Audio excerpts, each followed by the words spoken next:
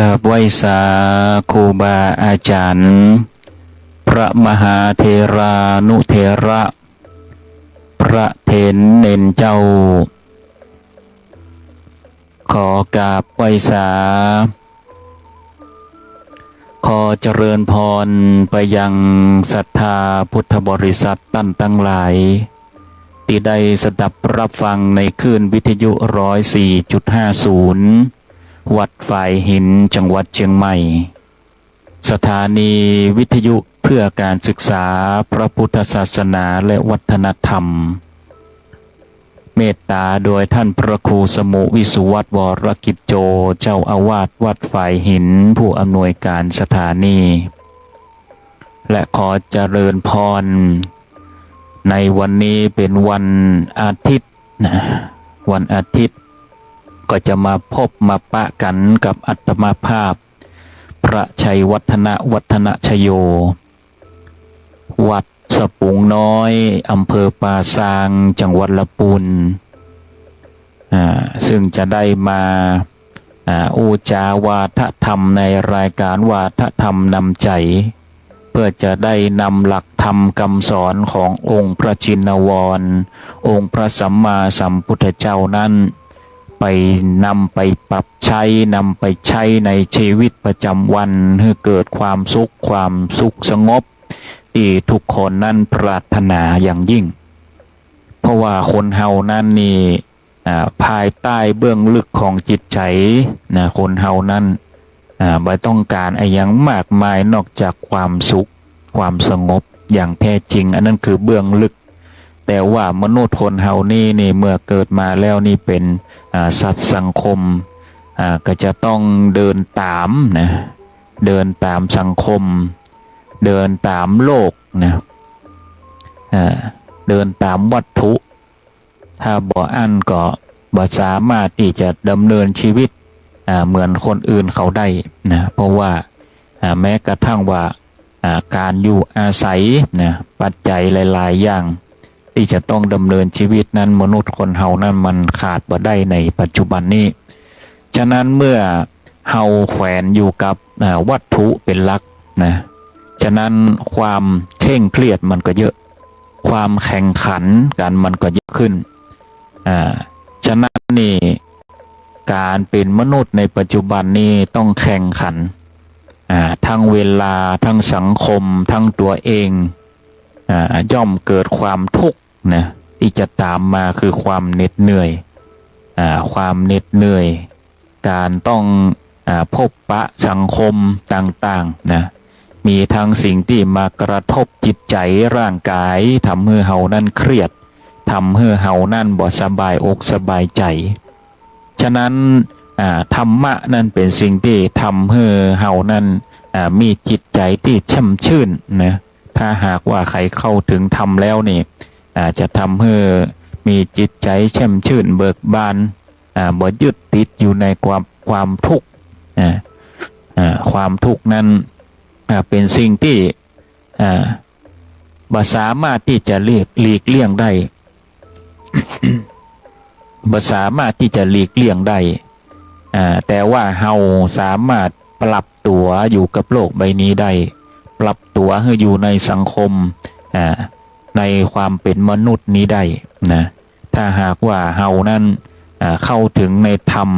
เอาหลักธรรมคำสอนนั้นมาปรับใช้ให้เกิดความสุขความสงบที่จะตามมา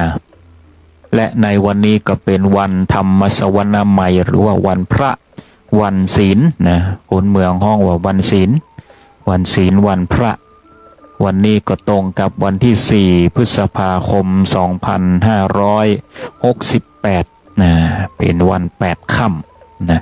8ค่ำวันนี้ก็เป็นวันพระถ้าอูถึงวันพระหลายคนหลายท่านก็จะได้ไปวัดนะทำบุญตักบาตรสวดมนต์นะบางทีก็ปฏิบัติสวดมนต์นั่งสมาธิบางคนก็ตื่นแต่เจ้าตี3ตี4ตี5เพื่อที่จะได้หุงหาอาหารนะมาใส่บาตรมาทำบุญวันพระนะศรัทธาท่านทั้งหลาย การใส่บุญใส่บุญใส่ใส่บาตรใส่บาตรใส่บาตรวันพระนั่นนี่เป็นสิ่งที่ปฏิบัติกันมาตั้งแต่โบราณเพราะว่าเป็นการให้ทานทำทานทำบุญเพราะอะไรอย่างถึงต้องใส่บาตรก่อนเพราะว่าการให้นั่นนี่เป็นการที่เฮานั่นได้สละนะได้สละได้เป็นผู้ให้จิตใจนั้นน้อมนำเป็นผู้ให้เป็นผู้ให้เพราะว่าจิตณขณะจิตตอนนั้นนี่การเป็นผู้ให้นั่นมันคือเป็นผู้ที่ละทุกสิ่งทุกอย่างเฮาละจากความโกรธความแค้นความเครียดอะไรอย่างต่างๆมาวัดมาว่าเพื่อที่จะได้ทำบุญใส่บาตรตรงนี้ก็เป็นกุศโลบายอย่างหนึ่งว่าหากว่าเฮาเป็นผู้ให้นี่เป็นผู้ให้เนี่ยความเมตตาจะเกิดขึ้นความเมตตากรุณาจะเกิดณตอนนั้นตัวขณะที่เฮามีจิตใจอันฟุ้งซ่านนะมีจิตใจอันฟุ้งซ่านมีความเครียดหรือว่ามีความวิตกกังวลอะไรอย่างต่างๆนานาที่ได้รับมานั่นเมื่อจิตใจอยากจะทำบุญนั่นจิตเนี่ยมุ่งไปในความเมตตาในการให้ทานนะเป็นกุศลทานจิตใจมุ่งไปในทางนั้นเมื่อจิตใจมุ่งไปทางนั้นแล้วนี่ก็ละไว้ตรงนั้นวางไว้ตรงนั้นความทุกข์อะไรอย่างต่างๆนั้นได้ละไว้ตรงนั้นถ้าหากว่าใครที่ทำบุญใส่บาตรนี่ขณะที่เฮาใส่บาตรนี่เฮาก็ระลึกนึกถึงบุญกุศลนะตั้งจิตใจภาวนาให้บุญให้กุศลนั้นหนุนนำทั้งบางคนก็แผ่ไปยังผู้ที่ล่วงลับไปแล้วบางคนก็แผ่ให้เทวบุตรเทวดาแล้วก็แผ่ให้ตัวเองทำจิตทำใจให้ดีทำจิตทำใจให้ดีให้งามนะในขณะที่เฮาทำบุญนั้น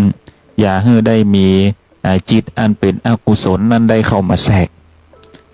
ถ้าหากว่าจิตเฮาเป็นกุศลแล้วนี่เขาฮ้องว่าพละบุญกุศลนั่นอาจจะหนุนนำเฮาไปได้ดี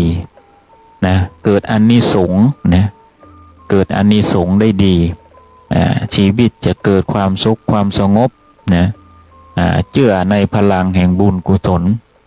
เพราะว่าศาสนาพุทธนั้นมีความเชื่อเรื่องของบุญเรื่องของบุญการทำบุญเพราะว่าคนเฮานั้นมีความแตกต่างกันอย่างยิ่งแต่ตั้งแต่เกิดมานั้นตึงบ่เหมือนกันนิ้วตีนนิ้วมือหน้าตาผมเล็บตึงบ่เหมือนกันสีผมสีเผ้าหน้าตาก็ตึงบ่เหมือนกันแม้แต่ว่าแฝดเกิดมาก็ยังมีความแตกต่างกันศรัทธาท่านทั้งหลายถ้าหากว่าบ่มีบุญบ่มีกรรมคนที่เกิดมาเป็นแฝดกันนั่นก็ถ้าจะเหมือนกันทุกจุดเพราะว่าเกิดจากจุดเดียวกันเกิดจากจุดเดียวกันฉะนั้นนี่ทุกสิ่งทุกอย่างนั้นมันมีเหตุและผลในวัฏจักรวัฏสงสารนี้ซึ่งพระพุทธองค์นั้นเป็นผู้ที่ร่วงรู้ได้ตรัสรู้ได้แล้วก็พิสูจน์มาแล้วถ้าหากว่าผู้ที่ได้ศึกษาอย่างแท้จริงนั่นก็จะรู้ได้ว่าเรื่องของกรรมของเวรการเวียนว่ายตายเกิดในวัฏสงสารนี่มันมีอยู่จริงคนเฮานั่นมาได้ตายนะมาได้ตายแล้วหายไปเลยมาได้พุทธได้เกิดอะไรยังมาใจก็ยังมีข้อถกเถียงกันว่าคนเฮานั่นตายไปนั่นมีเรื่องของจิตหรือไม่หรือว่าตายแล้วหายไปหรือว่าเป็นศูนย์เลยถ้าหากว่ามีความคิดอย่างนี้นี่ว่าบาปบ่มีบุญบ่มีนะบาปบ่มีบุญบ่มีโลกหน้าบ่มีอนาคตบ่มีนี่พระพุทธองค์นี่บ่ค่อยสรรเสริญตอนใดเพราะว่ามองบ่ถึงนะมองบ่ถึงเป็นผู้ที่มองบ่ถึงปัญญายังบ่ถึงเพราะว่าผู้ที่ได้ศึกษาแล้วนี่อย่าง ผู้ที่ได้เรียนกรรมฐานนะวิปัสสนากรรมฐานจะรู้ได้ถึงจิตนะเมื่อเมื่อจิตนี่วางจากสังขารร่างกายนี่เข้าถึงระดับฌานแล้วนี่จะรู้สึกถึงพลังงานของจิตเมื่อเป็นผู้ที่ฝึกด้านนี้แล้วนี่จะทำให้เฮารู้อย่างชัดเจนว่าถ้าหากว่าเฮานี่ละสังขารดับจิตจากตายไปแล้วนี่มีพลังงานนี้อยู่หรือไม่นั่นคนที่นั่งสมาธิกรรมฐานนั่นจะรู้ได้อย่างแน่นอนว่าพลังงานนี้ยังอยู่แล้วก็เป็นพลังงานที่มีแต่เก่าแต่เดิมผ่านมาบ่งกี่กับกี่กันนานปีผ่านมายาวนานเฮานี่เป็นนักเดินทางอยู่ในวัฏสงสารนี่มาเพื่อฝึกฝนนะเพื่อฝึกฝนเรื่องของจิตเรื่องของใจถ้าหากว่าจิตใจนั่นดีผลบุญผลกุศลนั่นก็น้อมนำไปในภพภูมิที่ดีในพระพุทธศาสนานั่นก็ยังอู้ในเรื่องของภพของภูมิว่าถ้าหากว่าทำดีนั่นไปเกิดจันนั้นจันนี้ก็มีเพราะว่าในขณะที่เฮายังเป็นมนุษย์นี่สติปัญญาบางทีเฮานี่บ่ได้ฝึกได้ฝนเฮาก็ไปบ่ถึงเฮากึดบ่ถึงจุดนั้นแต่ถ้าหากว่าเฮาดับจิตจากตายไปแล้วนี่เฮาจะได้หูเพราะว่าในขณะที่เฮาเป็นมนุษย์นี่ตาเนื้อตาหนังเฮานี่มันเป็นของโลกมนุษย์มันเป็นของโลกมนุษย์ที่ถูกสร้างขึ้นมาและจิตเฮามาครองฉะนั้นจิตเฮาอยู่ในสิ่งที่เฮายึดเฮาครองแล้วนี่มันก็เป็นส่วนหนึ่งของโลกไปเมื่อเป็นส่วนหนึ่งของโลกไปแล้วนี่มันเลยทำให้เฮายึดติดว่าอนาคตบ่มีภพบ่มีภูมิบ่มีเรื่องของกรรมของเวรนั่นบ่มีเพราะเฮาไปยึดติดในธาตุนะยึดติดในธาตุยึดติดในโลกนี้ว่าโลกนี้เป็นของจริงร่างกายนี่เป็นของจริงจริงๆแล้วในร่างกายเฮานี่ประกอบด้วยธาตุและจิตมาครองแล้วก็ยึดว่าเป็นตัวกูของกูตัวกูของกูอันนี้แหละศรัทธาท่านทั้งหลายนี่คือสิ่งที่พระพุทธองค์นั้น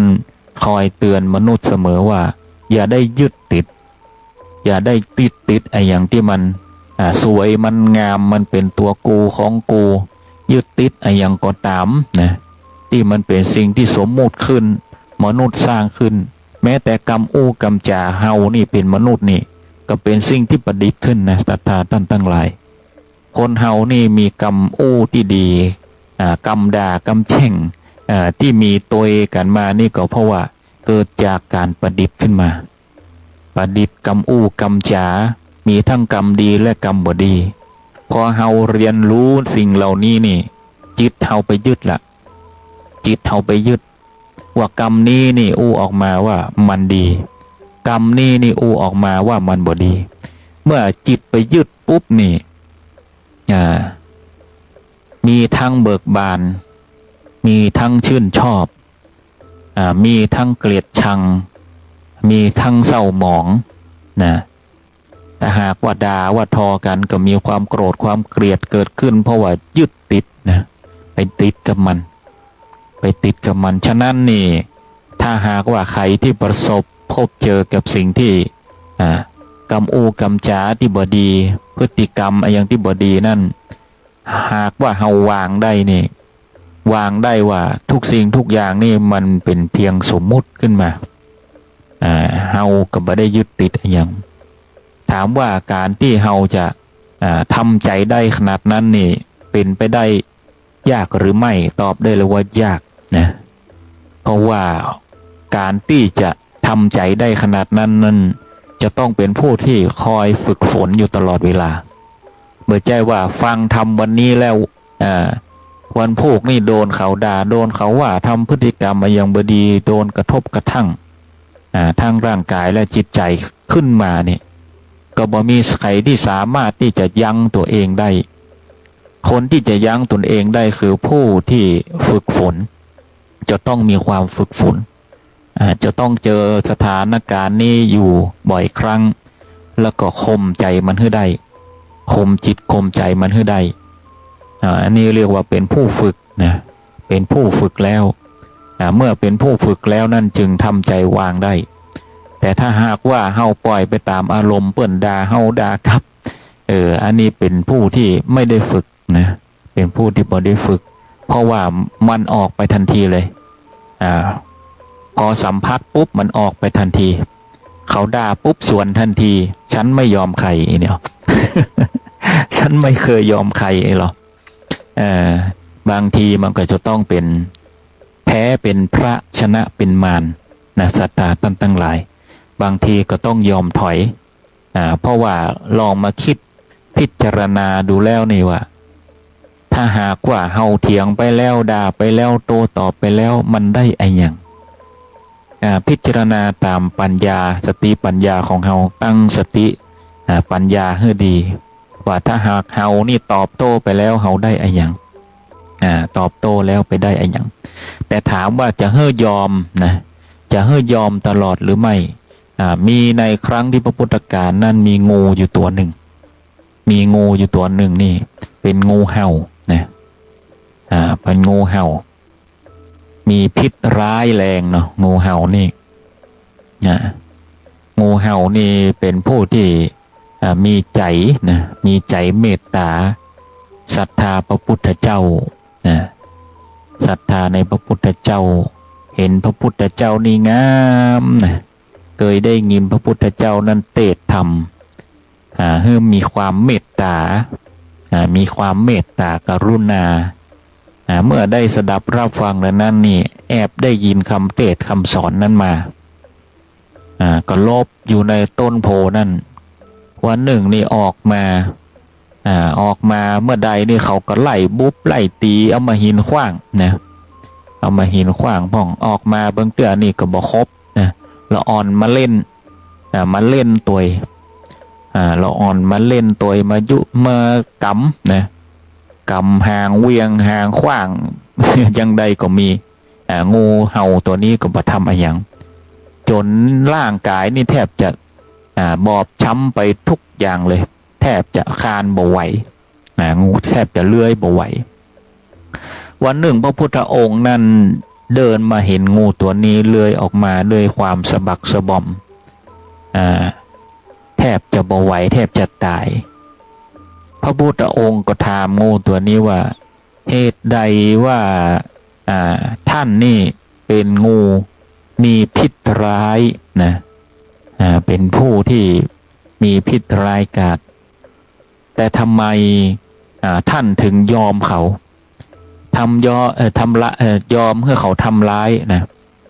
ยอมเมื่อเขาทำร้ายจนเพียงนี้ทำไมบ่สู้และบ่ขู่อย่างที่เคยผ่านมาทำไมบ่สู้บ่ขู่อย่างที่เคยผ่านมางูตัวนั้นก็เลยตอบพระพุทธองค์ว่าข้าพเจ้านี่ได้สดับรับฟังธรรมของพระพุทธองค์แล้วเกิดความศรัทธาอย่างซาบซึ้งก็เลยบ่ขู่แล้วก็บ่กัดไขแต่พระพุทธองค์ก็บอกว่าแต่ถ้าหากว่ามันเกินไปจนทำให้ตนเองนั้นเดือดร้อนบางทีก็ต้องขู่เพื่อที่ปกป้องตัวเองแล้วก็อย่าทำแบบนี้เพราะว่ามันเป็นอันตรายต่อตนเองอยู่แบบสัญชาติของตัวเองสัญชาตญาณของตนเองให้ดีแล้วก็บ่เบียดเบียนผู้อื่นนี่แหละศรัทธาตั้นตั้งหลายนิทานเรื่องนี้สอนให้รู้ว่าบางสิ่งบางอย่างอย่างที่ก็ตามทุกคนนี่มีขอบเขตมีขีดจำกัดฉะนั้นนี่นักจิตวิทยานักปราชญ์ราชบัณฑิตท่านทั้งหลายนี่จะมีอยู่สองอย่างที่เขาเอาติดตัวไว้ในการดำเนินชีวิตก็คือพระเดชและพระคุณพระเดชนี่ก็คือบางทีที่เป็นหัวหน้าเป็นเจ้าขององค์กรอย่างต่างๆก็ต้องใช้พระเดชเพื่อการปกครองนะบางทีพระเดชตรงนี้ก็มี ในทุกๆคนก็คืออย่าให้ใครได้มาข่มเหงรังแกเพราะว่าหากว่าล้ำขีดล้ำเส้นมาเฮาก็ต้องปกป้องตนเองเหมือนกับงูเห่าที่ได้สดับรับฟังความเมตตาจิตใจที่เมตตานั้นไม่ใช่หมายความว่ายอมทุกสิ่งทุกอย่างเสมอไปแต่ต้องรักษาเกียรติรักษาชีวิตของตนเองให้ดีฉะนั้นนี่เฮาจะต้องรักษาเกียรติรักษาตนเองแต่บ่ได้หมายความว่าถ้าหากว่าใครทำอะไรอย่างเฮากระทบกระทั่งบ่ใช่ว่าเฮานี่เป็นผู้ที่บ่ยอมไขก็บ่ใช่เฮาจะต้องแขวนในความเมตตาและกรุณาต่อผู้อื่นอยู่ภายใต้เบื้องลึกอยู่เสมอเพียงแต่เฮาต้องกำกับการดำเนินชีวิตคือต้องปกป้องเกียรติตัวเองรักษาชีวิตตัวเองนะอย่าให้ใครได้มาข่มเหงเปรียบเสมือนงูเห่าตัวนั้นที่ถ้าหากว่าบอกคู่เลยบอกกัดเลยก็ย่อมนำความลำบากมาให้ตนเองเรื่องนี้พระพุทธองค์ก็สอนงูตัวนั้นไว้นะเช่นกันนะการอยู่ในสังคมนี่เฮาบางทีเฮาก็จะเป็นผู้ถอยพ่องนะสู้พ่องนะเพื่อที่จะรักษาเกียรติรักษาศักดิ์ศรีของตนเองอาจจะยอมไปเสียทุกอย่างกับบ่ได้เพราะว่าโลกใบนี้นั้นมันวุ่นวายมันวุ่นวายไปเสียหมด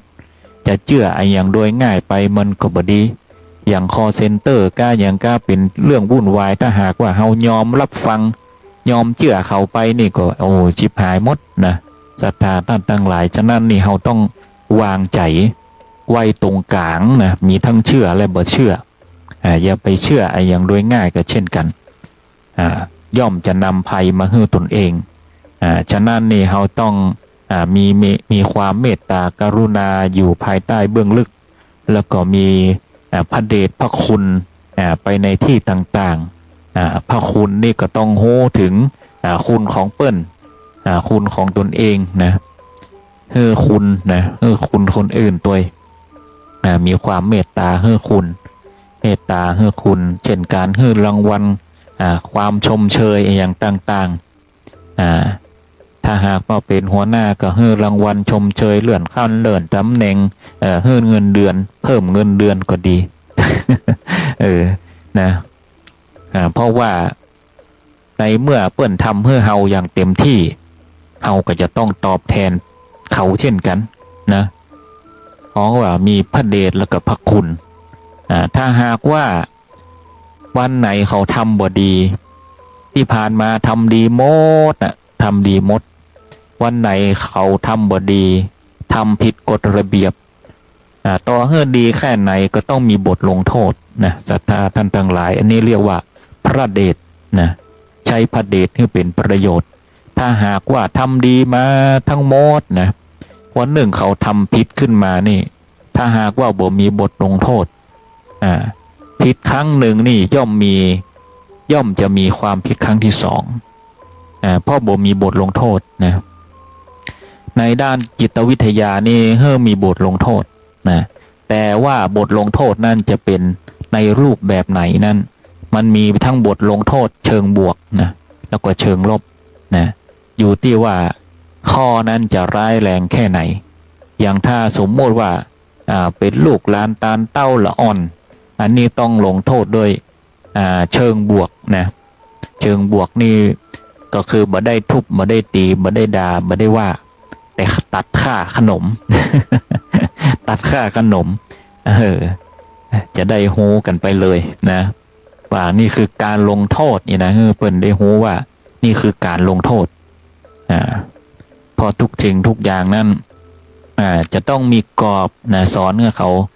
ฮู้จักกรอบฮู้จักระเบียบสังคมกฎหมายบ้านเมืองศักดิ์ศรีนะเกียรติผู้อื่นต้องสอนเขาฮู้จักรักเกียรติตัวเองรักเกียรติผู้อื่นนะเกียรตินี่ไม่ใช่ว่าเกียรติชังนะ เกียรตินะรักษานะเกียรติผู้อื่นเกียรติผู้อื่นเกียรติสังคมเนาะ กฎหมายบ้านเมืองกฎหมายองค์กรนะเคารพพ่อแม่ครูบาอาจารย์มันมีหมดนะสังคมที่จะต้องเติบโตไปในภายหน้านี่ถ้าหากว่าบ่มีสิ่งเหล่านี้นี่ก็จะใช้ชีวิตลำบากอยู่ในสังคมการอยู่ในสังคมนี่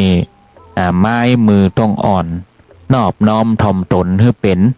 วาจาสุภาพเรียบร้อยอ่อนหวานจังอู้จังคิดนะอันนี้ก็มีอยู่ในมรรค8ก็คือสัมมาวาจา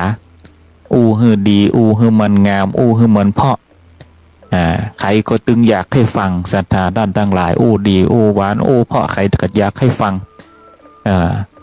อู้บ่ดีอู้ด่าอู้ว่าอู้แจ้งมันก็ตึงบ่ม่วนหู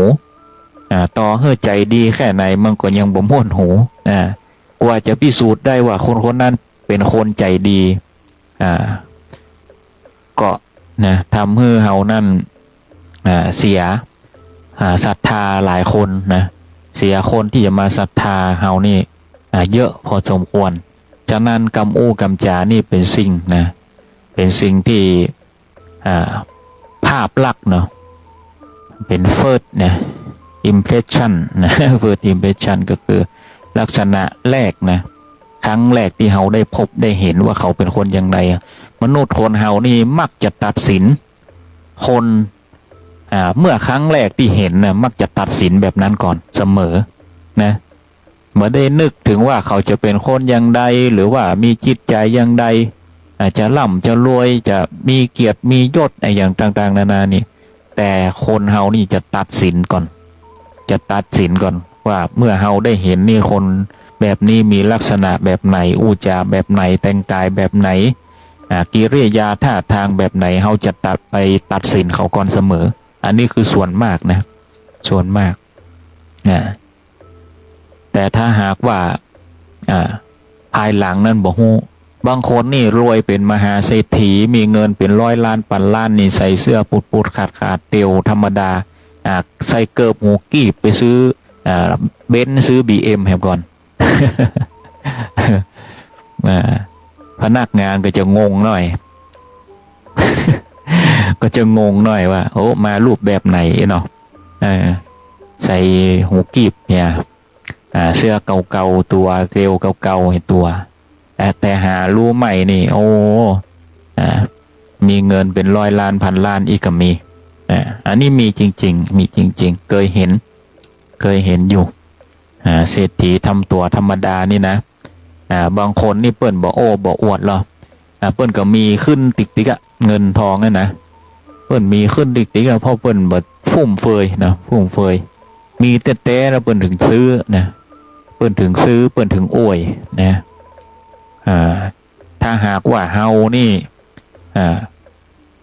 ใจไปหมดไปวันต่อวันเดือนจนเดือนก็ใครได้ใครมีเกินตัวมันก็ทำให้เฮานั้นจนฉะนั้นนี่ถ้าอยากรวยให้ทำตัวจนนะทำตัวจนเข้าไว้ ทำตัวจนเข้าไว้เก็บสมมติว่าเฮานี่อยากจะได้สิ่งของสิ่งหนึ่งเอาไว้ใส่เล่นประดับเล่นอยากได้สิ่งของอย่างบางอย่างแต่ว่ายังมีสิ่งที่ใหญ่กว่าเก็บสิ่งที่น้อยไว้งดสิ่งที่น้อยไว้เพื่อที่จะได้สิ่งที่ใหญ่กว่าอันนี้เป็นความคิดของนักปราชญ์ราชบัณฑิตคนร่ำรวยคนที่ประสบความสำเร็จเปิ้นจะบอกฟุ่มเฟือยในของเล็กๆน้อยๆเปิ้นจะบอกฟุ่มเฟือยของเล็กๆน้อยๆเปิ้นจะเก็บเงินส่วนน้อยเนี่ยงดของที่น้อยนี่แหละงดไว้ก่อนเพื่อที่จะสะสมให้เงินมันพอกพูนในสิ่งที่ใหญ่ขึ้นหรือแม้กระทั่งว่าอดอยากนะเก็บเงินส่วนนี้ที่จะกินอยู่สบายนี่เก็บไว้ลงทุนภายในวันข้างหน้าเพื่อที่จะเป็นเงิน1 ก้อนที่จะทำเงินให้เยอะขึ้นเพื่อนจะเก็บเงินส่วนนี้ไว้เป็นทุนนะเป็นนักลงทุนถ้าหากว่าเฮามีความอยากได้นั่นเงินส่วนนั้นนี่มันก็หายไปเรื่อย อยากได้ของสิ่งนั้นโอ้ซ้ำทุกวันนี่มีแอปทะปะหลายอย่างเปิดพอก็จิ้มเอาเนาะเดี๋ยวเปิ้นก็มาส่งละ จิ้มเอาแต่สำหรับผู้ที่อยากจะร่ำรวยนั่นเปิ้นจะเก็บนะเปิ้นจะเก็บเปิ้นจะอดนะบางคนนี่เสื้อเก่าผ้าเก่าเปิ้นก็ยอมใส่รองเท้าเก่าเปิ้นก็ยอมใส่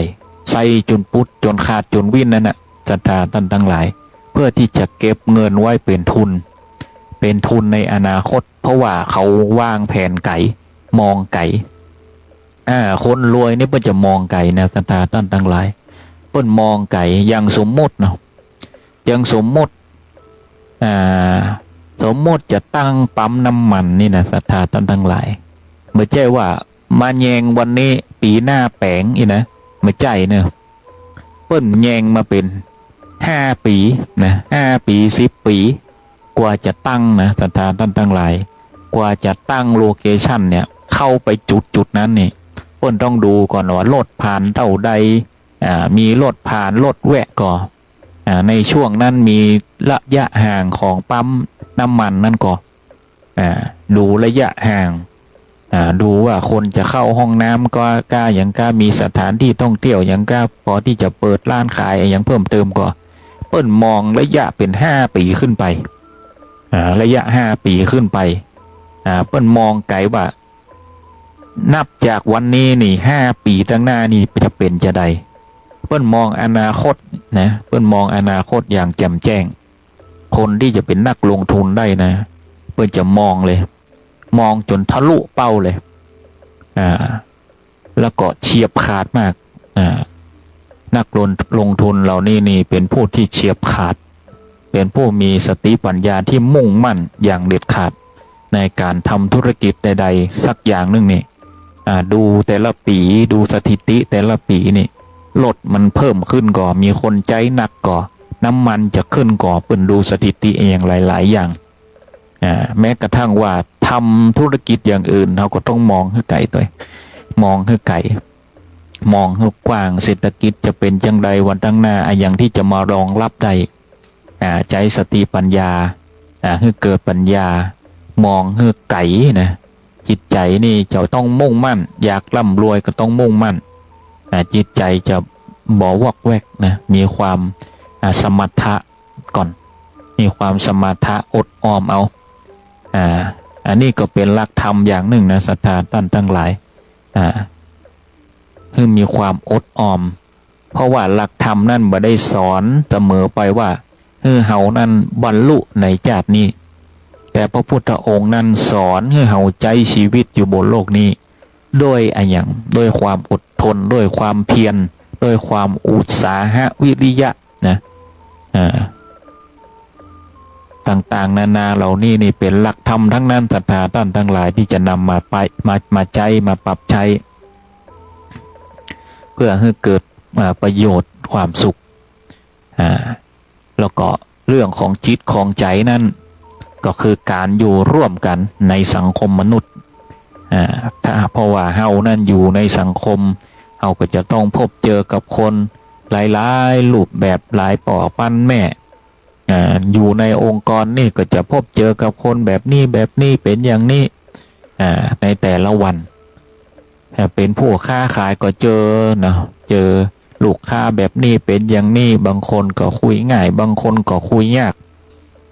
บางคนก็จะเอาแบบนั่นบางคนก็จะเอาแบบนี้บางทีมันก็สร้างความรำคาญใจแต่ละคนมันบ่เหมือนกันนะที่เราจะได้พบในแต่ละวันนั้นบ่เหมือนกันบางคนทำงานในองค์กรก็มีความจำเจเนาะจำเจแต่ละคนก็บ่เหมือนกันร้อยป่อปั้นแม่ปลูกฝังมาบ่เหมือนกันบางคนก็ดีบางคนก็บ่ดีบางคนก็อาจจะดีกับคนอื่นอาจจะบ่ดีกับเฮาเนี่ยมันเป็นอย่างมนุษย์คนเฮานี่มันเลือกปฏิบัติกันมันเลือกปฏิบัติกันถ้าหากว่าคนเฮานั้นมีจิตใจเมตตาต่อกันมันก็บ่มีปัญหามีหลักธรรมเดียวกันมันก็บ่มีปัญหามันก็จะใช้ชีวิตด้วยกันได้อย่างสุขสงบแต่ทุกวันนี้เฮาเหมือนถือกันคนละอย่างถือทิฏฐิมานะว่าตัวกูแน่ตัวกูเด่นนี่ตัวกูนี่ของกู ถือมานะทิฏฐินะถ้าหากว่าเราเข้าใจในเรื่องของตัวของตนนี่จริงๆมันบ่มีนะบ่มีตัวบ่มีตนบ่มีใครแน่สักคนในโลกใบนี้ทุกคนต่างเกิดมาแล้วก็ตั้งขึ้นก็ดับไปทุกคนอัตมาภาพกับบาหันมีใครค้างอยู่บนโลกนี้สักคนนี่แหละศรัทธาตั้นทั้งหลายฉะนั้นนี่ถ้าหากว่ามันมีข้อขับข้องใจอึดอัดใจนะก็ต้องทำใจถ้าหากว่ามันเลี่ยงบ่ได้เราก็จำเป็นต้องสุดแล้วเราก็ต้องจำเป็นต้องโยกย้ายนะโยกย้ายเพราะว่าบางทีเราบ่สามารถที่จะปรับเปลี่ยนอะไรอย่างใดก็ต้องอยู่ที่พิจารณาของท่านทั้งหลายว่าเรารับได้แค่ไหนนะเพราะว่าคนเรานั่นก็ตึงบ่เหมือนกันความอดทนคนเรานั่นบ่เหมือนกันการอดทนนั่นก็บ่เหมือนกันก็จริงอยู่ว่ามนุษย์คนเรานั่นจะต้องมีความอดทนก็จะต้องมีความอดทนแต่บ่ได้สามารถที่จะอดทนได้เสมอไปนะศรัทธาท่านทั้งหลายบางคนทำงานเหน็ดเหนื่อยบางทีก็เจ้านายเนาะใจหัวปักหัวปั๊มทำงาน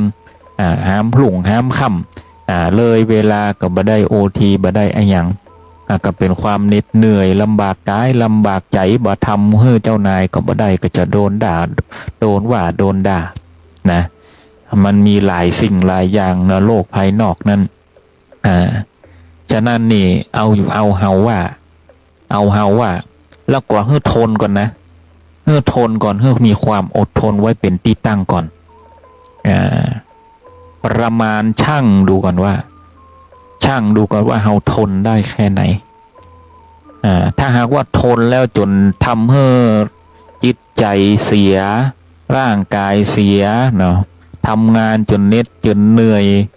แทบจะป่วยจะไข้นะเมื่อยไข้อยู่เจ้านายก็ยังโทรห้องไปทำงานอยู่นี่ก็บอกให้ไหวอันนี้แหละศรัทธาท่านทั้งหลายความอดทนนี่มันต้องมีจำกัดให้ตัวเองหักตัวเองทุกสิ่งทุกอย่างแล้วนี่ทำทั้งหลายนี่ยังบ่เต้าเข้าใจทำทั้งหลายยังบ่เข้าใจทำก็หมายความว่าถ้าหากว่าโหทำทุกอย่างแล้วทุกสิ่งทุกอย่างแล้วแต่ว่าถ้ามันฝืนตัวเองเกินไปนี่ฝืนตัวเองเกินไปนี่ก็บ่ไหวจิตใจเฮาก็บ่ไหวจิตใจเฮาห่อเหี่ยวไปทำงานนี่เหมือนไปม..6แล้วมันทุกข์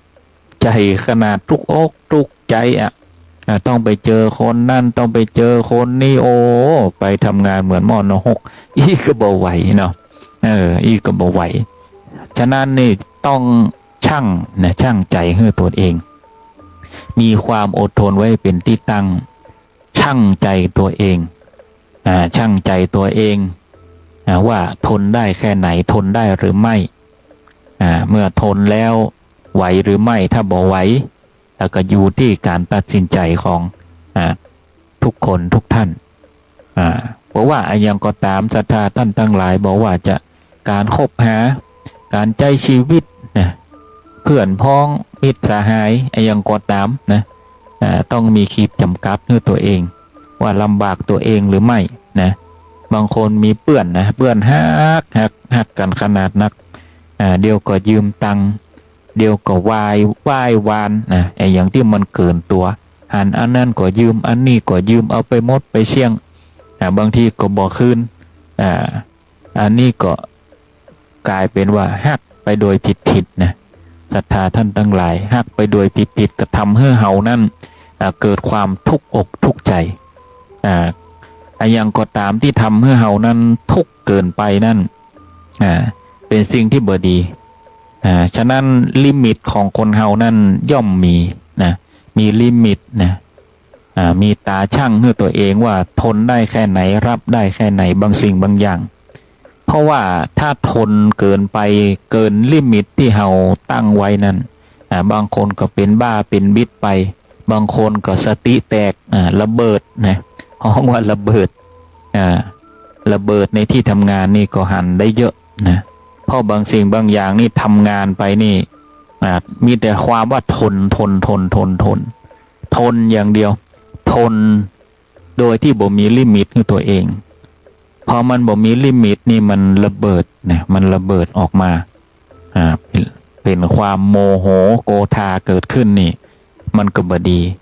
ฉะนั้นอย่างก็ตามที่เฮาบ่สามารถที่จะทนได้เฮาชั่งแล้วเฮาบ่ไหวเฮาก็ถอยออกมานะแต่ว่าเอาความอดทนนั้นเป็นที่ตั้งอย่างอัตมภาพนั้นได้กล่าวไว้นะฉะนั้นนี่การอยู่ในสังคมนี่ในยุคปัจจุบันนี่ถือว่าเป็นการอยู่ที่ยากลำบากเพราะต่างคนต่างก็มีความแข่งขันซึ่งกันและกันเมื่อแข่งขันเมื่อมีความทะเยอทะยานวิ่งอยู่บนโลกใบนี้นี่ติดตามนะในโลกใบนี้นี่คือวัตถุเนาะเราต้องดิ้นรนไปตามวัตถุต่างๆอยากมีบ้านที่ดีที่สวยอยากมีรถอยากมีโทรศัพท์อยากมีอย่างต่างๆมีปัจจัยหลายสิ่งหลายอย่างที่เราอยากจะได้เราวิ่งตามโลกนี้ด้วยวัตถุเมื่อเราวิ่งตามโลกนี้ด้วยวัตถุแล้วนั้นหลายคนหลายท่านนี่ก็มักจะมีความเครียดนะเครียดหนักกว่าเดิมต่างจากยุคสมัยก่อนเพราะว่าประชากรโลกทุกวันนี้มันก็มากขึ้นด้วยเศรษฐกิจก็ซ้ำบ่ดีความเครียดนั้นเยอะนะศรัทธาท่านทั้งหลายลองสังเกตดูว่าคนทุกวันนี้มีความเครียดแม้กระทั่งว่าออกบ้านไปนี่ประสบพบเจออย่างมากมายรอขึ้นรถพ่องคนก็เยอะคนก็วุ่นวายเบียดตีกันบางทีก็ขับรถเนาะปาดกันไปปาดกันมาปาดกันไปปาดกันมาด่าทอกันไปด่าทอกันมาทีนี้ก็ยิงกันละฆ่ากันละตีกันเลยเกิดเกิดความวุ่นวายนะศรัทธาท่านทั้งหลายเกิดความวุ่นวายในทุกๆวันนี้จนเป็นข้าวฉะนั้นนี่ต้องระวังนะต้องระวังเรื่องของอารมณ์บางทีถ้าเห็นคนอื่นฮ้อนนี่เฮาฮ้อนตามนี่บ่ได้บางทีถ้าเกิดขับรถปาดหน้ากันนะเปิ้นลงมาด่ามาว่าถ้าเฮาไปด่ากลับนี่เป็นเรื่องทันทีอย่างน้อยก็ถ้าหากว่าเฮาจะผิดบ่ฮู้ยกมือขอโทษไว้ก่อนเพื่อที่จะสงบอารมณ์เขาไว้แล้วก็คุยจากันดีๆเพราะบางอันนี่อารมณ์ที่โมโหนี่ไปด่าไปทอกันไปต่อไปว่าต่อปากต่อคำกันหลายคนหลายท่านนี่บางคนนี่อารมณ์ฮ้อนกับบางทีใช้อาวุธนะโดยที่เฮาบ่ตั้งตัวเฮาอาจจะเป็นเหยื่อผู้เคราะห์ร้ายคนนั้นก็ได้อย่างที่เป็นข่าวกันมาที่ได้เห็นทุกวันนี้นี่เพราะว่ามันมีความเครียดหลายอย่างนะในการดำเนินชีวิตฉะนั้นนี่สิ่งที่จะดำเนินชีวิตไปได้ทุกวันนี้นี่อาตมาภาพว่าหลักธรรมของพระพุทธองค์นั้นเป็นยอดที่สุดละเป็นยอดที่สุดละเป็นสิ่งที่สามารถนำมาปรับใช้ได้จริงนะทุกสิ่งทุกอย่างนะหลักธรรมของพระพุทธองค์นี้นำมาปรับใช้ได้จริงอย่างน้อยเราไปวัดไปวาได้ไปไหว้พระได้ไปนั่งสมาธิได้ไปสวดมนต์หรือว่าปฏิบัติที่บ้านก็ได้การนั่งสมาธินี่ก็เป็นการละจากโลกภายนอกแล้วก็กำหนดจิตอยู่กับลมหายใจเข้าออกกำหนดจิตใหม่ๆนี่มันจะฟุ้งซ่านหน่อยมันจะกึดท่านกึดนี่โดยความนิ่งความสงบนี่มันจะทำให้เรากึดบ่พอจินตนาการไปต่างๆนานาจิตใจมันล่องลอยแต่ถ้าหากว่านั่งนานๆไปฝึกเมินๆไปนี่เอาจิตเอาใจนี่มาอยู่กับลมหายใจเข้าออกนะกำหนดจิตกำหนดใจคือลมนั่นเข้าออกผ่านจมูกกับหูนะลมมันเข้าไปในปอดในท้องกับหูหูอยู่กับตัวและร่างกายที่เราสัมผัสนี้เมื่อฝึกไปเรื่อยๆแล้วนี่จิตเราจะบ่ค่อยฟุ้งเท่าใดเราจะบ่ฟุ้งจะบ่เอาจิตนั่นออกไปตั้งนอกบอกว่ากึดว่าเขาจะเกลียดจะชั่งจะด่าจะว่าเฮานี่จะบ่กึดละจะอยู่กับเฮา ขณะที่เฮานั่งสมาธินั่นก็เป็นการฝึกที่ทำให้ร่างกายนั้นหยุดคิดนะเมื่อร่างกายนั้นหยุดคิดก็เปรียบเสมือนกับว่าเปรียบเสมือนกับเตาไฟที่มันลุกเนาะลุกอยู่ทุกวันทุกเวลานี่เฮาคิดนะร้อยอันปันอย่างคิดอยู่หั่นน่ะสังเกตพอเถอะศรัทธาท่านทั้งหลายในทุกวินาทีนั้นเฮาคิดสปะอย่างเป็นร้อยเรื่องปันเรื่องในทุกๆวันนั้นเปรียบเสมือนกับเฮาสุมไฟนะศรัทธาท่านทั้งหลายไฟนั้นมันลุกขึ้นอยู่ตลอดเวลากิเลสตัณหานะลักโลภโกรธหลงมีหั่นหมดมันลุกอยู่ตลอดเวลามันโชดช่วงมันลุกอยู่ตลอดเวลาเมื่อเฮากำหนดจิตอยู่ในอารมณ์ของความสงบนิ่งอยู่กับลมหายใจเรียกว่าอานาปานสตินั่นจะทำให้เฮานี่มีความสงบเนี่ยสงบเมื่อจิตใจสงบร่างกายเฮาก็สงบธาตุก็จะสงบก็จะเป็นธาตุเย็นนะธาตุก็จะเย็นลงธาตุไฟนั่นก็จะลดลงเมื่อร่างกายมันเย็นลงมันสงบลงนี่ธาตุก็เหมือนกับว่าได้พักผ่อนไปในตัวฉะนั้นนี่สังเกตนะศรัทธาท่านทั้งหลายคนที่นั่งสมาธิสวดมนต์จิตจดจ่ออยู่กับบทสวดจิตจดจ่อกับลมหายใจนั้นคนเหล่านั้นนี่เป็นผู้ที่มีความเบิกบานจิตใจสดใสหน้าตาอ่อนวัยบ่แก่บ่รวยราแข็งแรงกระชุ่มกระชวยคนเหล่านี้นี่มีความอัศจรรย์พระพุทธองค์ว่าคนเฮานั้นสามารถมีความอัศจรรย์เรียกว่าปาฏิหาริย์ก็ได้บางคนคิดว่าปาฏิหาริย์ไม่มีอยู่จริงแต่จริงๆแล้วนี่คำว่าปาฏิหาริย์ของพระพุทธองค์นั่นก็หมายถึงว่ามีเพียงตัวเฮานี่แหละที่คือปาฏิหาริย์คนอื่นนี่เกิดมาร่วมกรรมร่วมเวรใช้กรรมใช้เวรตอบสายกันด้วยบุญด้วยกรรมกันมาบอกว่าจะเป็นพ่อแม่ครอบครัวอันยังก็ตามทุกคนนั่นเป็นสิ่งที่เกิดมาด้วยกรรมด้วยเวรตอบสายกันมาแต่สิ่งสำคัญที่พระพุทธองค์นั้นถึงว่าปาฏิหาริย์นั้นมีอยู่จริงก็คือหมายความว่าในทุกๆวันที่เราได้ลืมตาขึ้นมาหรือว่าลืมตาขึ้นมานั่นแหละคือปาฏิหาริย์เพราะว่าเรานั้นสามารถที่จะตื่นขึ้นมาดูโลกใบนี้ได้แห่งวันอย่างวันนี้ถ้าหากว่าเราหลับไปพรุ่งนี้ตื่นขึ้นมานั่นแหละศรัทธาท่านทั้งหลายนั่นคือปาฏิหาริย์เพราะว่าหลายคนหลายท่านในเมื่อวานนั้นไม่สามารถได้เห็นในวันนี้ฉะนั้นในวันนี้คือปาฏิหาริย์อย่างยิ่งการได้เกิดมาเป็นมนุษย์นั้นพระพุทธองค์พูดว่าตรัสว่าเปรียบเสมือนกับเต่าตาบอดที่ว่ายอยู่ใต้มหาสมุทรนะอันลึกนะว่ายอยู่ใต้มหาสมุทรอันลึกนั้นแล้วก็มีห่วงที่ล่องลอยอยู่กลางมหาสมุทรนั้นตามคลื่นซัดนะบอกว่ามันซัดไปทางใดบอกว่าแรงลมแรงคลื่นนะซัดไปซัดมามันบ่ได้อยู่นิ่งแต่เต่าตาบอดนั่นจะมีโอกาสที่จะโผล่ขึ้นมานั่นในรอบ100 ปีนั่นโผล่ขึ้นมาแล้วหัวนั่นซุบขึ้นมาใส่ห่วงนั่นพอดีพระพุทธองค์ตรัสว่านั่นคือความยากของการเกิดมาเป็นมนุษย์นะศรัทธาท่านทั้งหลายนั่นคือความยากของการเกิดมาเป็นมนุษย์ฉะนั้นนี่คนเฮานี่เกิดมานั่นรักษาจิตรักษาใจให้ดีจิตใจนั่นสำคัญที่สุดนะศรัทธาท่านทั้งหลาย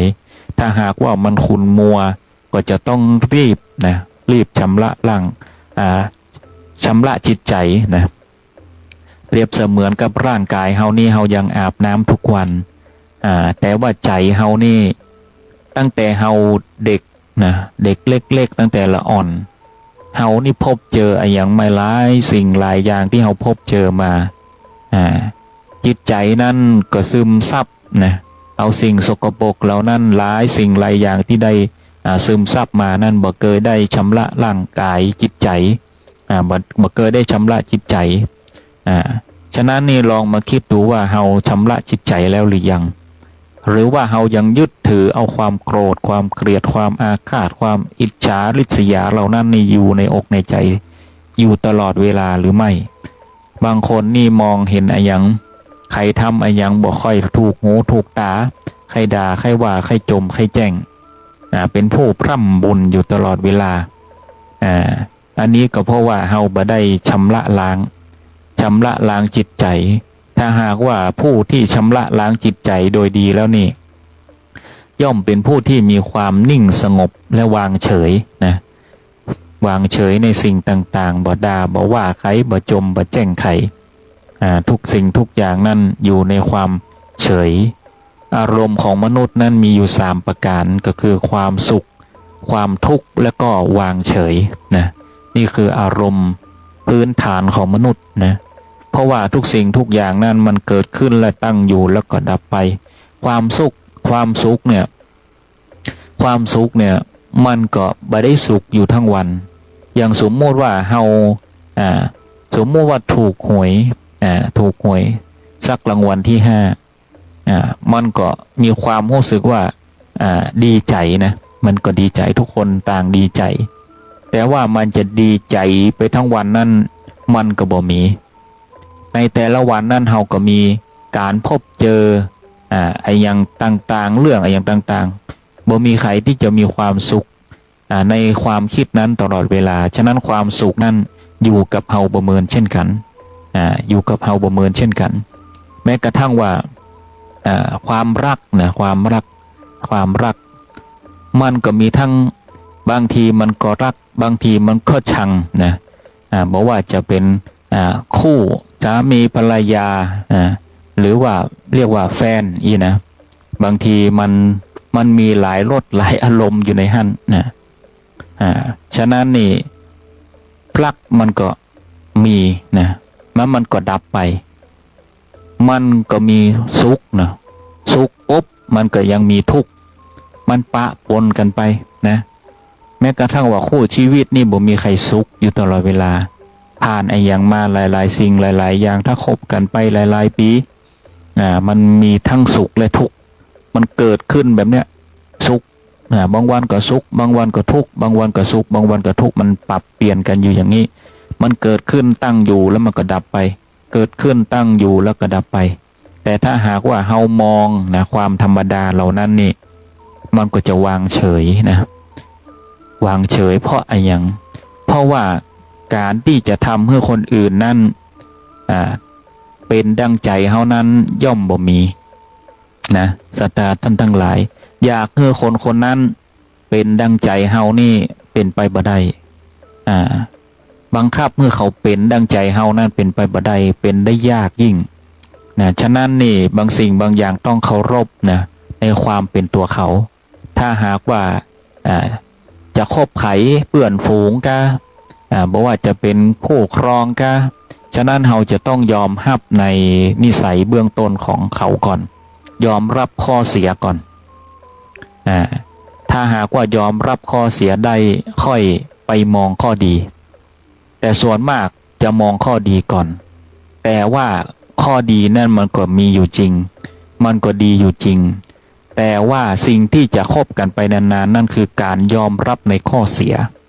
ฉะนั้นคนที่จะมองกันไปนานๆนั่นคือมองข้อเสียก่อนมองข้อเสียถ้าหากว่ามองข้อเสียได้และยอมรับได้จริงๆนั่นมันไปได้กันยาวแต่ถ้าหากว่าความรักนั้นมันทำให้ตาบอดนะเขาฮ้อว่าความรักนั้นทำให้ตาบอดมันจะบ่มองเห็นข้อเสียแรกๆมันจะบ่เห็นข้อเสียพอมาเห็นข้อเสียซึ่งกันและกันแล้วยอมรับบ่ได้เกิดผิดเกิดเถียงกันด่าว่าด่าทอจนสุดท้ายมีความเอื่อมละอาต่อกันก็จากกันไปเพราะว่าเฮามองแต่ข้อดีเกินไปบางทีเพราะว่าความรักนั้นทำให้คนตาบอดนะมองบ่เห็นข้อเสียฉะนั้นการจะอยู่ด้วยกันได้นี่บางทีก็ต้องมองผ่านนะมองผ่านอย่างหลวงพ่อชานี่สอนไว้ว่าหลวงพ่อชาสุภัทโทนี่บอกว่าคนเฮานี่จะอยู่ด้วยกันได้นี่คือนอกเหตุเหนือผลนะศรัทธาท่านทั้งหลายบางทีเอาเหตุผล กับเหตุผลมาคุยกันนี่โอ้มันทะเลาะกันมันต่อไปยาวนะ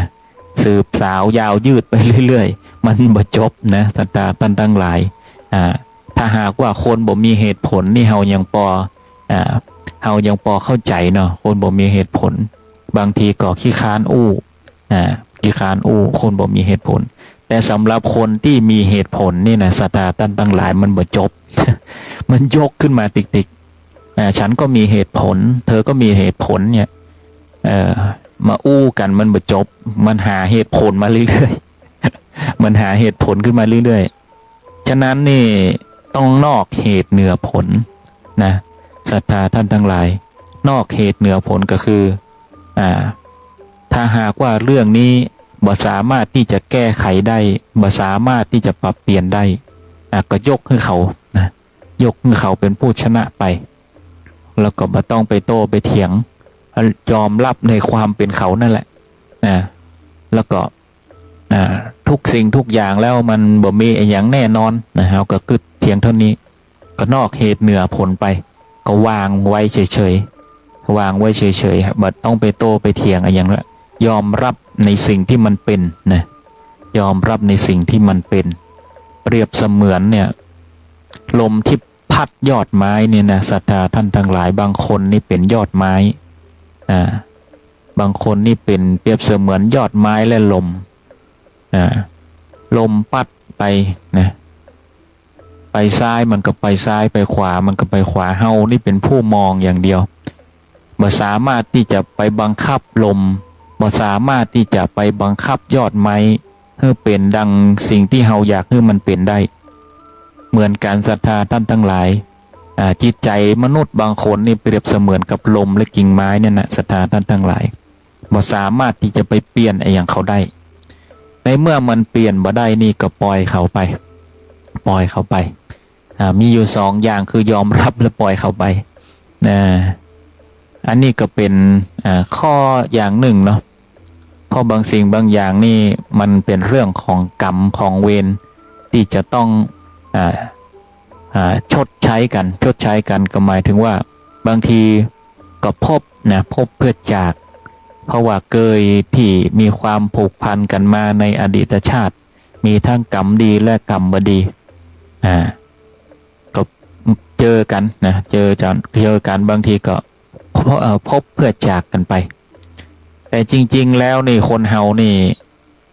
ก็พบเพื่อจากนั่นน่ะบ่จากเป็นก็จากตายในโลกใบนี้นี่นะศรัทธาท่านทั้งหลายบางคนก็เจอกันนะอย่างปู่ย่าตายายญาติมิตรสหายเพื่อนพ้องนะเจอกันแล้วก็จากกันไปด้วยการล้มหายตายจากกันไปบางคนเป็นคู่ผัวเมียสามีและภรรยากันบางคนก็ต้องจากกันไปด้วยการเลิกลาด้วยกัน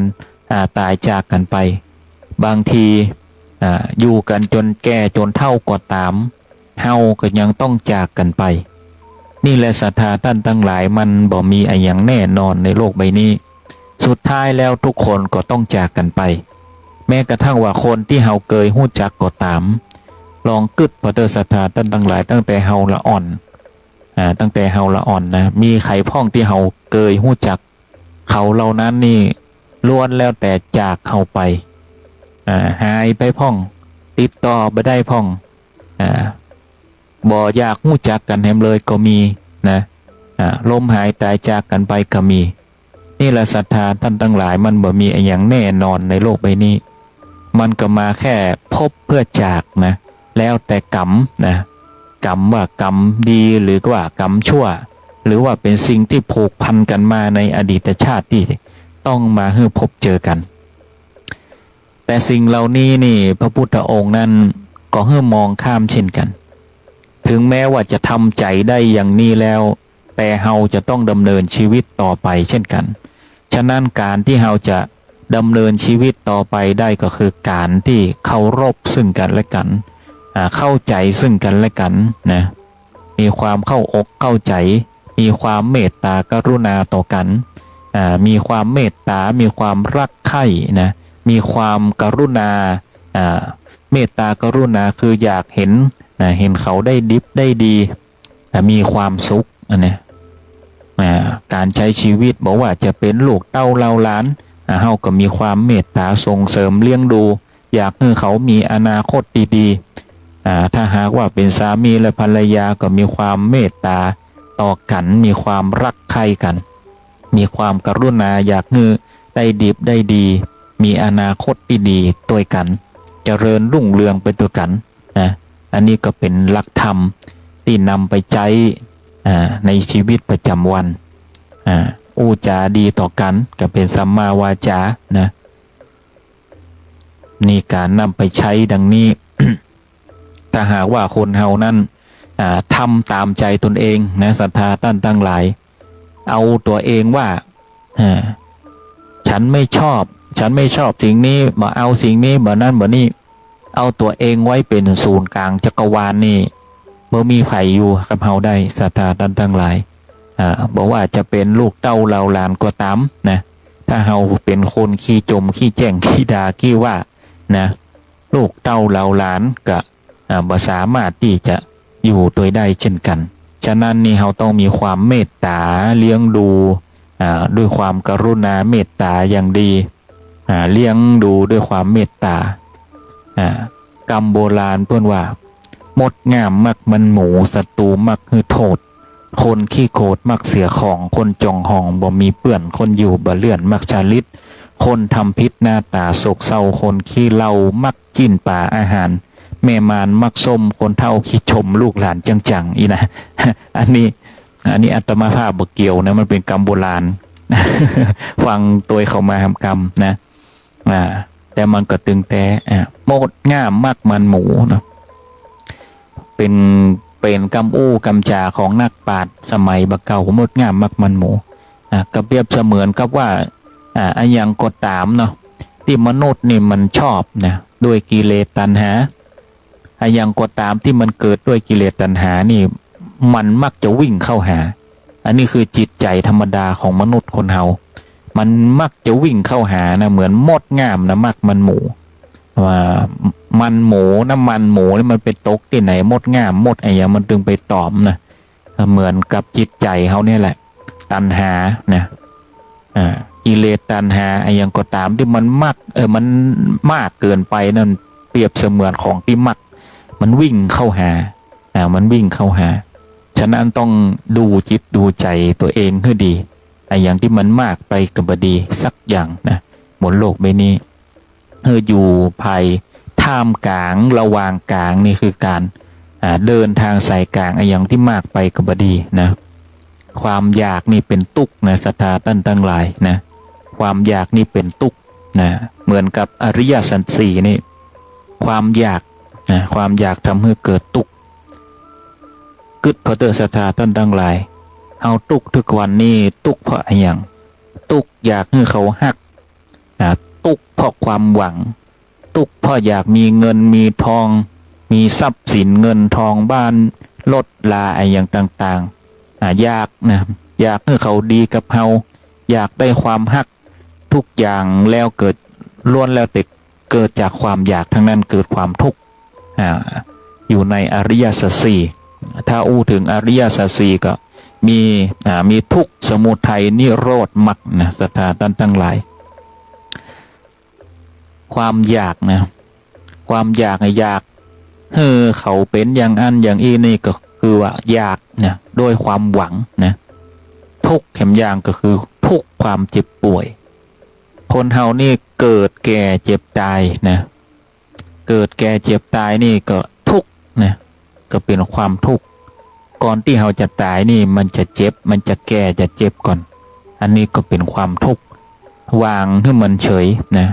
เมื่อเราอายุนักแล้วเราก็พิจารณาร่างกายสังขารนะอารมณ์เหล่านี้นี่มันเป็นธรรมดาของความเสื่อมไปนะมีความเสื่อมไปอนิจจังวัฏสังขารานะอุปทวยธรรมิโนอุปชิตตัวนิรุชันติเตสังวูปสโมสุโคนี่พระพุทธองค์ให้พิจารณาหลักธรรมว่าร่างกายสังขารคนเฮานี่มันเป็นแบบเนี้ยมันมีความเสื่อมเป็นธรรมดามันมีเกิดแก่เจ็บตายเป็นธรรมดาซึ่งมันเป็นความทุกข์ถ้า ถ้าหากว่าเห็นธรรมดังนี้แล้วนี่ย่อมนะนำความสุขมาให้ปัสโมสุขโข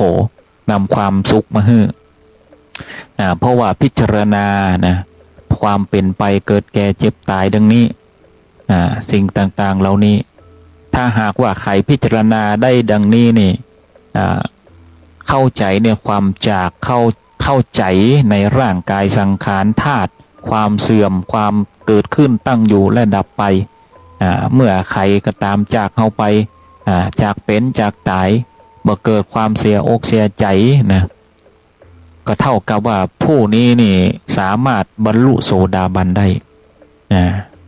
คนที่เข้าใจในร่างกายสังขารนี่บ่เสียดายความแก่ความเฒ่าความชรานะบ่กลัวความตายนี่บ่กลัวใครจะจากเข้าไปก็บ่กลัวบ่ได้เสียใจนี่แหละศรัทธาท่านทั้งหลายนี่คือผู้ที่บรรลุโสดาบันคือขั้นบันไดแรกแห่งการนิพพานนะถ้าใครปฏิบัติได้แบบนี้นะศรัทธาท่านทั้งหลายคือบันไดขั้นแรกของ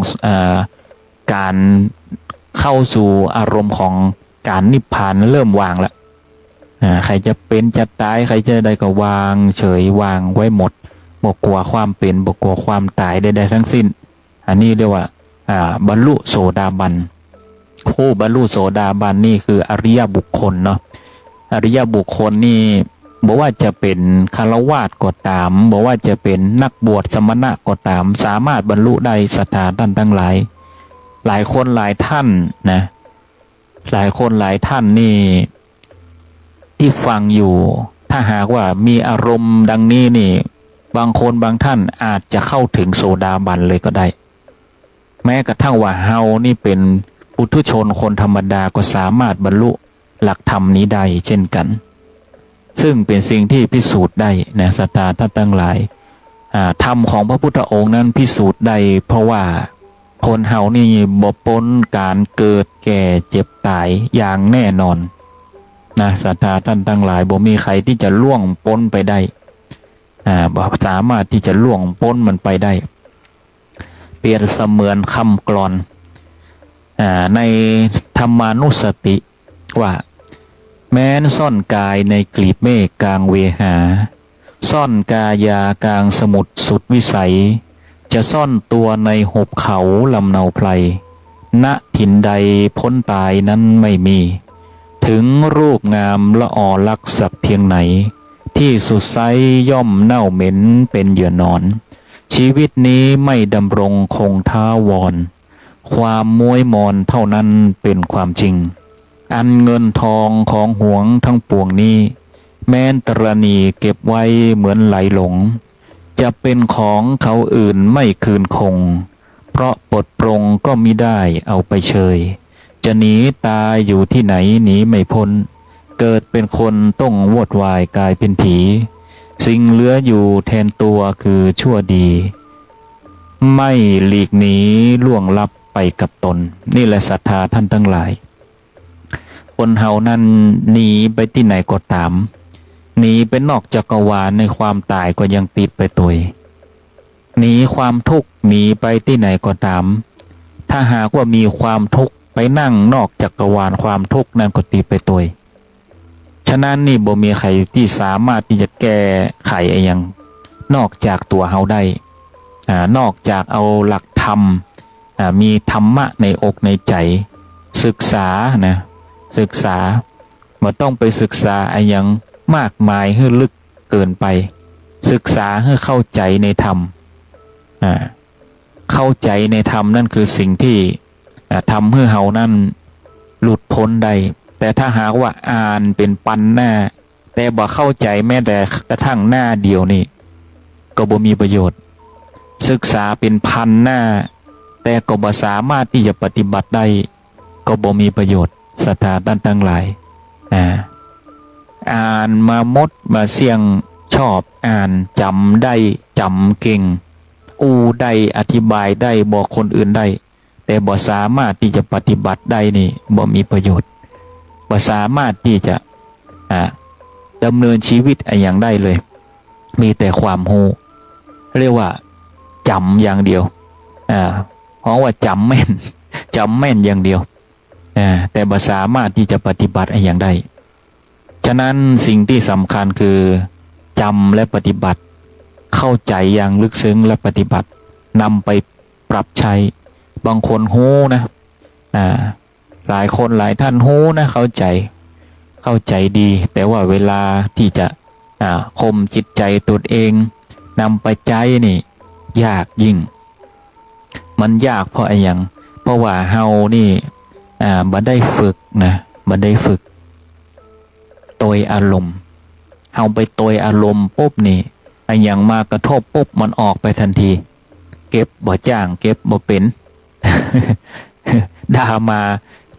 าเราด่ากลับนะแบบนี้นี่เพราะว่าเฮาบ่สามารถที่จะกักเก็บอารมณ์ได้บ่สามารถที่จะกักไว้และพิจารณาโดยเร็วนะผู้ที่ฝึกปุ๊บนี่จะกักไว้แป๊บเดียวแล้วก็เอาสมาธิสติปัญญานี่เข้าแทรกอย่างรวดเร็วนี่คือผู้ที่ฝึกปฏิบัตินะถ้าหากว่าผู้ที่ไม่ฝึกปฏิบัตินะ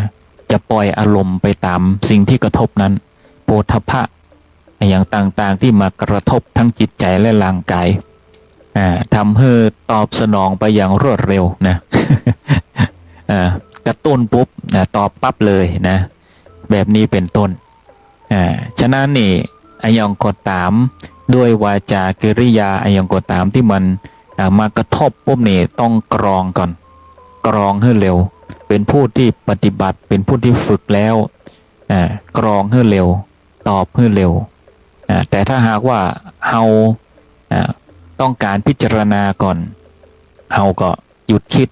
แล้วค่อยตอบค่อยจะดีกว่ามีสติในการใจกับกำจากิริยาท่าทางให้มันดีมันงามทุกสิ่งมันก็จะดีบางทีบางอย่างมันอยู่ที่วาจาเฮาก็แหมเช่นกันบางทีบางอย่างนี่บ่ค่อยถูกหูคนอื่นก็มีก็ต้องพิจารณาตนเองให้ดีบางทีกิริยาอย่างก็ตามบางทีมันอาจจะเป็นสิ่งที่เฮาคิดว่าเฮาดีอยู่แล้วแต่อาจจะบ่ดีสำหรับคนอื่นหรือว่าเฮาคิดไปเองว่ามันดีแต่บ่เป็นที่ยอมรับของสังคมแบบนี้ก็มีบางสิ่งบางอย่างเฮาใจกำจาในสถานที่แห่งสถานที่หนึ่งเรียกว่ากาลเทศะพอเอากำจานี่คุยกับเพื่อนกับฝูงแบบนี้แต่เอาไปใจกับผู้หลักผู้ใหญ่กับพระสงฆ์องค์เจ้าแฮมเอามาแบบเปื่อนแบบหยังแบบนี้ก็มีเรียกว่าบ่มีกาลเทศะฉะนั้นนี่บางทีกำจาเฮานี่ต้องแบ่งนะแบ่งกาลเทศะแบ่งว่ากับเปื่อนแบบไหนกับพ่อกับแม่แบบไหนกับพระกับเจ้ากับผู้หลักผู้ใหญ่จะต้องมีถ้าหากว่าหัวเพียงการหมดนี่ตายละบ้านเมืองวุ่นวายนะเพราะว่าเฮามีลำดับขั้นแบบนี้ก็เพราะว่าบ่ให้เกิดความวุ่นวายนะศรัทธาท่านทั้งหลายและเห็นอย่างหนึ่งก็เพื่อที่จะให้เกิดความเคารพซึ่งกันและกันพ่อแม่ก็ควรที่จะยกขึ้นเหนือหัวเหนือเก้าครูบาอาจารย์ก็ต้องยกขึ้นเหนือหัวเหนือเก้าเพราะว่าเปิ้นเป็นครูบาอาจารย์พ่อแม่ก็เป็นครูบาอาจารย์คนแรกของเฮาครูบาอาจารย์นะก็เป็นผู้ที่สั่งสอนเฮาฉะนั้นนี่บดีไปข้ามโดยกำจากิริยาท่าทางโหจากที่ต่ำที่สูงนะเรื่องของที่ต่ำที่สูงนี่ครูบาอาจารย์อาตมาภาพนี่สอนเลยว่าครูบาอาจารย์เถระผู้ที่มีฮ้องว่ามียศศักดิ์ที่สูงกว่าเฮานี่เวลาเปิ้นนั่งนะเวลาเปิ้นนั่งที่ไหนเมื่อเปิ้นลุกไปนี่บ่นี้ไปนั่งแทนที่เปิ้นแม้แต่ว่าเงานะครูบาอาจารย์นี่คนสมัยก่อนนี่เปิ้นบ่เยี่ยมบ่ใกล้แหมก่อนกลัวบาปกลัวกรรมเงาตู้เจ้านี่เปิ้นบ่ใกล้แหมก่อนกลัวบาปกลัวกรรมเปิ้นอยู่ห่างเงาเปิ้นยังบ่เหยียบนะศรัทธาท่านทั้งหลายคนสมัยก่อนนี่เปิ้นเคารพนับถือกันขนาดนักเป็นวัฒนธรรมที่ดีที่งามนะศรัทธาท่านทั้งหลายในเรื่องของการเคารพพ่อแม่ครูบาอาจารย์พระเถรเน้นเจ้านะสมัยก่อนนี่ พระนี่ถือว่าเป็นผู้ที่ศูนย์กลางนะเป็นหัวใจกลางของเจ้าบ้านนะเป็นที่พึ่งของเจ้าบ้านศรัทธาเพราะว่ามีความทุกข์อะไรยังเขาก็มาปรึกษาพระปรึกษาเจ้าเพื่อคลายความทุกข์นั้นแม้กระทั่งว่าเนนก็เป็นผู้ที่ศึกษาร่ำเรียนหลักธรรมนะธรรมะศึกษาอะไรอย่างต่างๆนักธรรมสมัยก่อนนี่โอ้เนนนี่ท่องนี่เป๊ะเนี่ยแต่ละหน้าท่องเนนสมัยก่อนนี่เพิ่นท่องเอาจบเล่มบุญนะนักธรรมนักธรรมตีนักธรรมโทนักธรรมเอกนี่ท่องเอาจนจบเล่มบุญสมัยก่อนนะมาเดียวนี่ศรัทธาบางคนนี่เล่นตัวเนนก่อน อูจาอย่างบ่ค่อยไหวค่อยสาพระสงฆ์องค์ข้าเจ้านะเพราะว่าถ้าหากว่าเรามีความศรัทธานะมีจิตใจอันบริสุทธิ์นี่ไหวไปเถอะศรัทธาตั้งหลายไหวไปเถอะใครจะปฏิบัติอย่างใดนั่นมันเป็นเรื่องของเขาใจเฮานี่ไหวพระพุทธเจ้าพุ่นนะใจเฮาไหวพระพุทธเจ้าผ้าเหลืองนี่ก็เป็นตัวแทนพระพุทธเจ้ายอสาไปเถอะ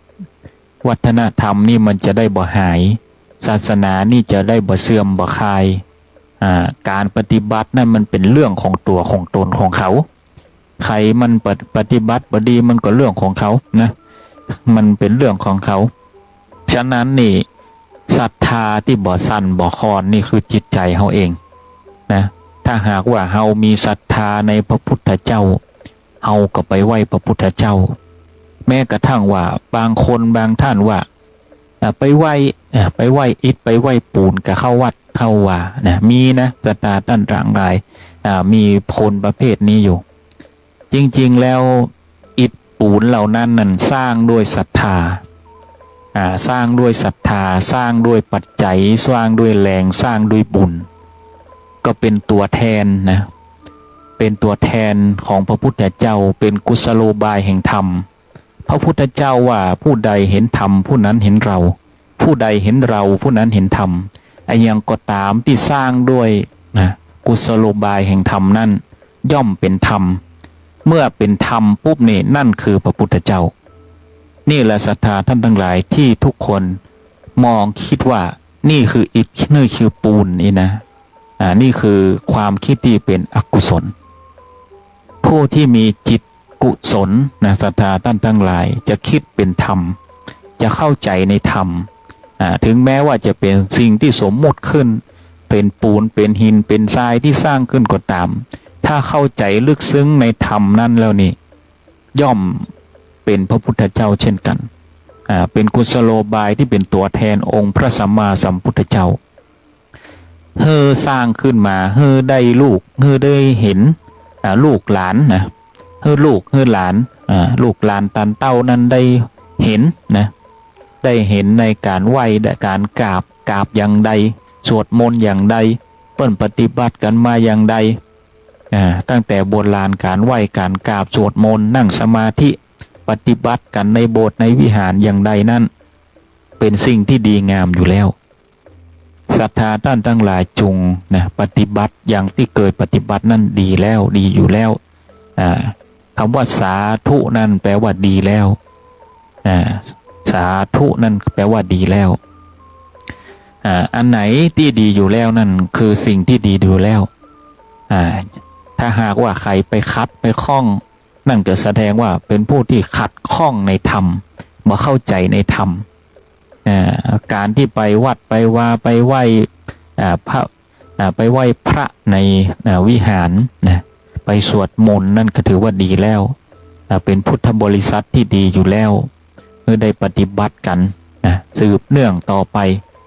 เพราะว่าเฮาได้ไประลึกนึกถึงคุณองค์พระสัมมาสัมพุทธเจ้าในปัญญาที่คุณพระบริสุทธิ์ที่คุณเมตตานะมหากรุณาที่คุณขององค์พระสัมมาสัมพุทธเจ้านี่อาตมาภาพนี่ยอขึ้นยิ่งกว่าเหนือหัวก่อนเหนือหัวเหนือเก้าอาตมาภาพก่อน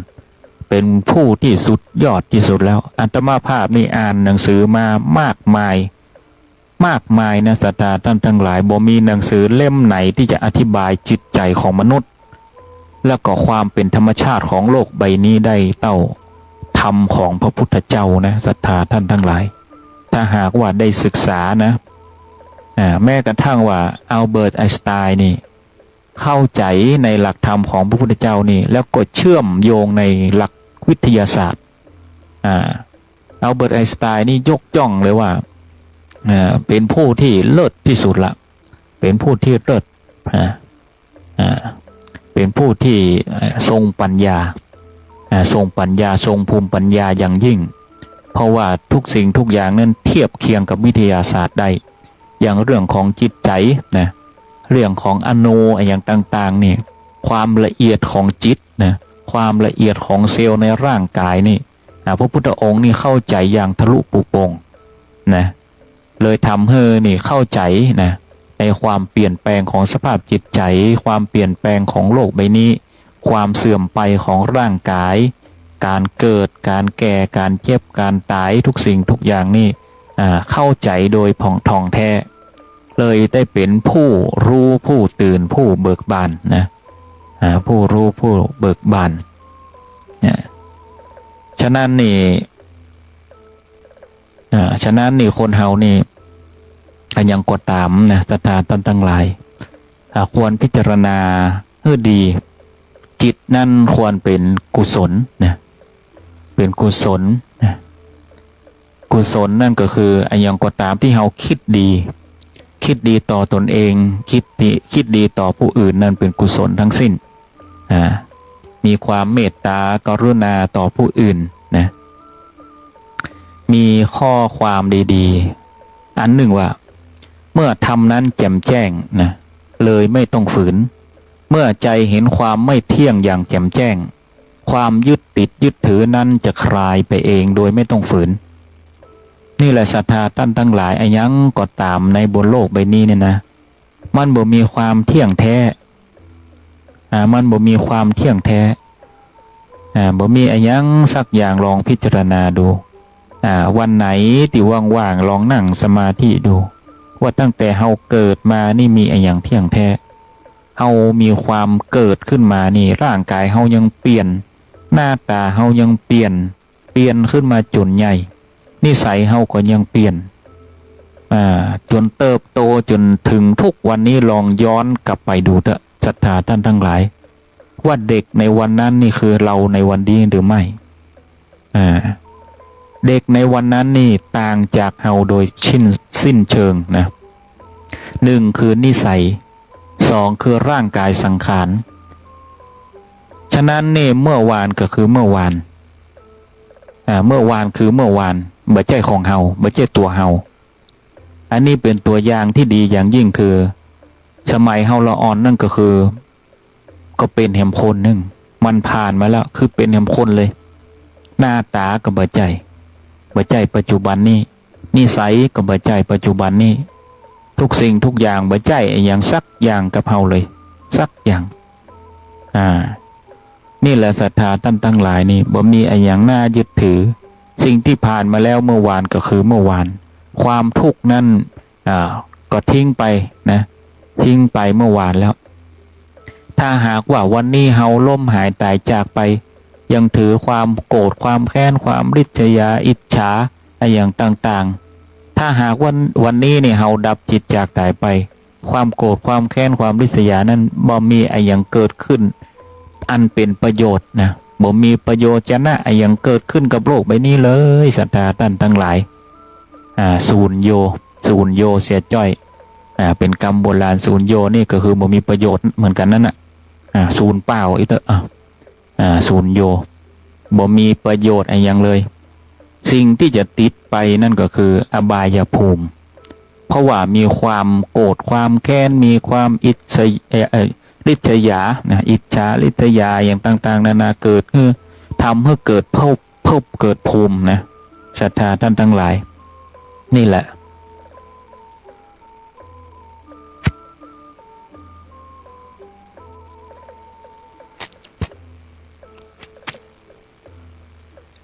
เมื่อเข้าใจ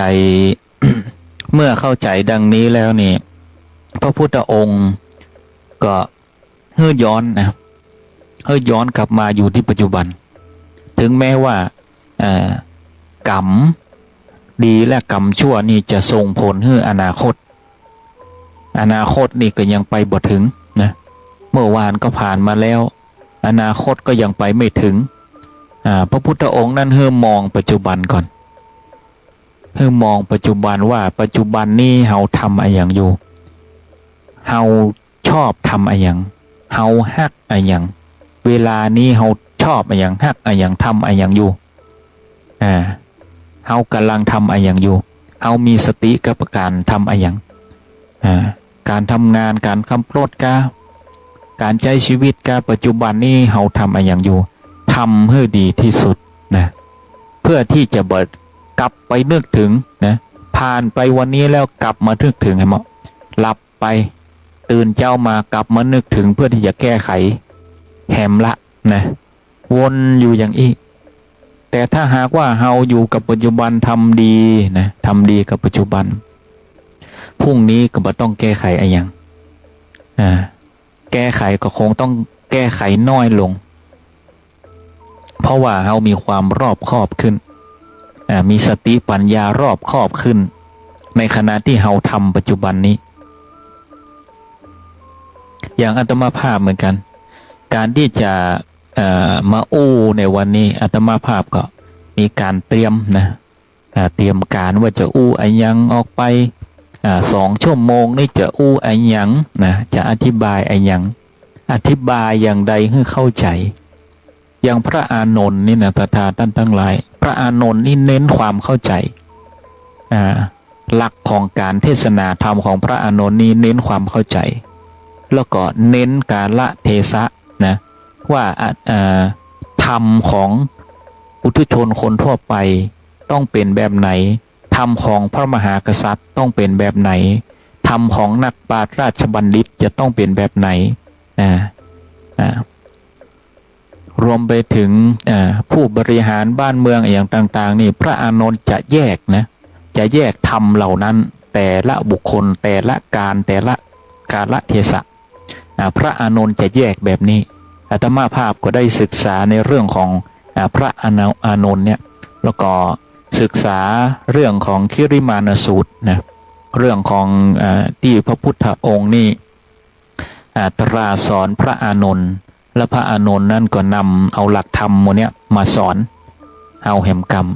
ที่มีคำว่าดูก่อนอานนท์นะดูก่อนอานนท์นี่แหละมีอยู่ในคิริมานสูตรนะศรัทธาท่านทั้งหลายหลักธรรมเหล่านี้นี่ถ้าหากว่าขึ้นว่าเอวัมเมสุตังนะมีกรรมสวดนะกรรมสวดแล้วก็มีสูตรต่างๆนะสูตรธรรมต่างๆถ้าขึ้นว่าเอวัมเมสุตกังเอกังสมยังภควาภรณสียังวิหารติอิสิปตเนมิคทาเยนี่นะเป็นกรรมของพระอานนท์นะที่อู้ถึงเรื่องราวในพรณสีนะเรื่องราวในพระมหาเชตวันนะวัดพระมหาเชตวันที่พระพุทธองค์นั้นตรัสสอนพระอานนท์นะตรัสสอนพระอานนท์ในห้านก็จะเป็นหลักธรรมต่างๆที่อู้ถึง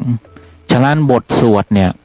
บทสวดถ้าแปลนะศรัทธาท่านทั้งหลายถ้าแปลนี่คือหลักธรรมทั้งนั้นบางคนคิดว่าสวดแล้วได้อะไรเนาะสวดได้อะไร1คือรักษาพระบาลีไว้อันนี้คือคนบางคนที่ยังบ่โหนะศรัทธาท่านทั้งหลายคือ1คือรักษาพระบาลีไว้บาลีคือหลักคำสอนไม่ใช่แค่บทสวดแล้วก็บทสวดอภิธรรมศพนะมีอยู่ในนะอภิธรรมพระไตรปิฎกนะกุศลธรรมานะศรัทธาท่านทั้งหลายกุศลธรรมาเราสวดเพราะว่าเพื่อที่จะรักษาบาลีนั้นไว้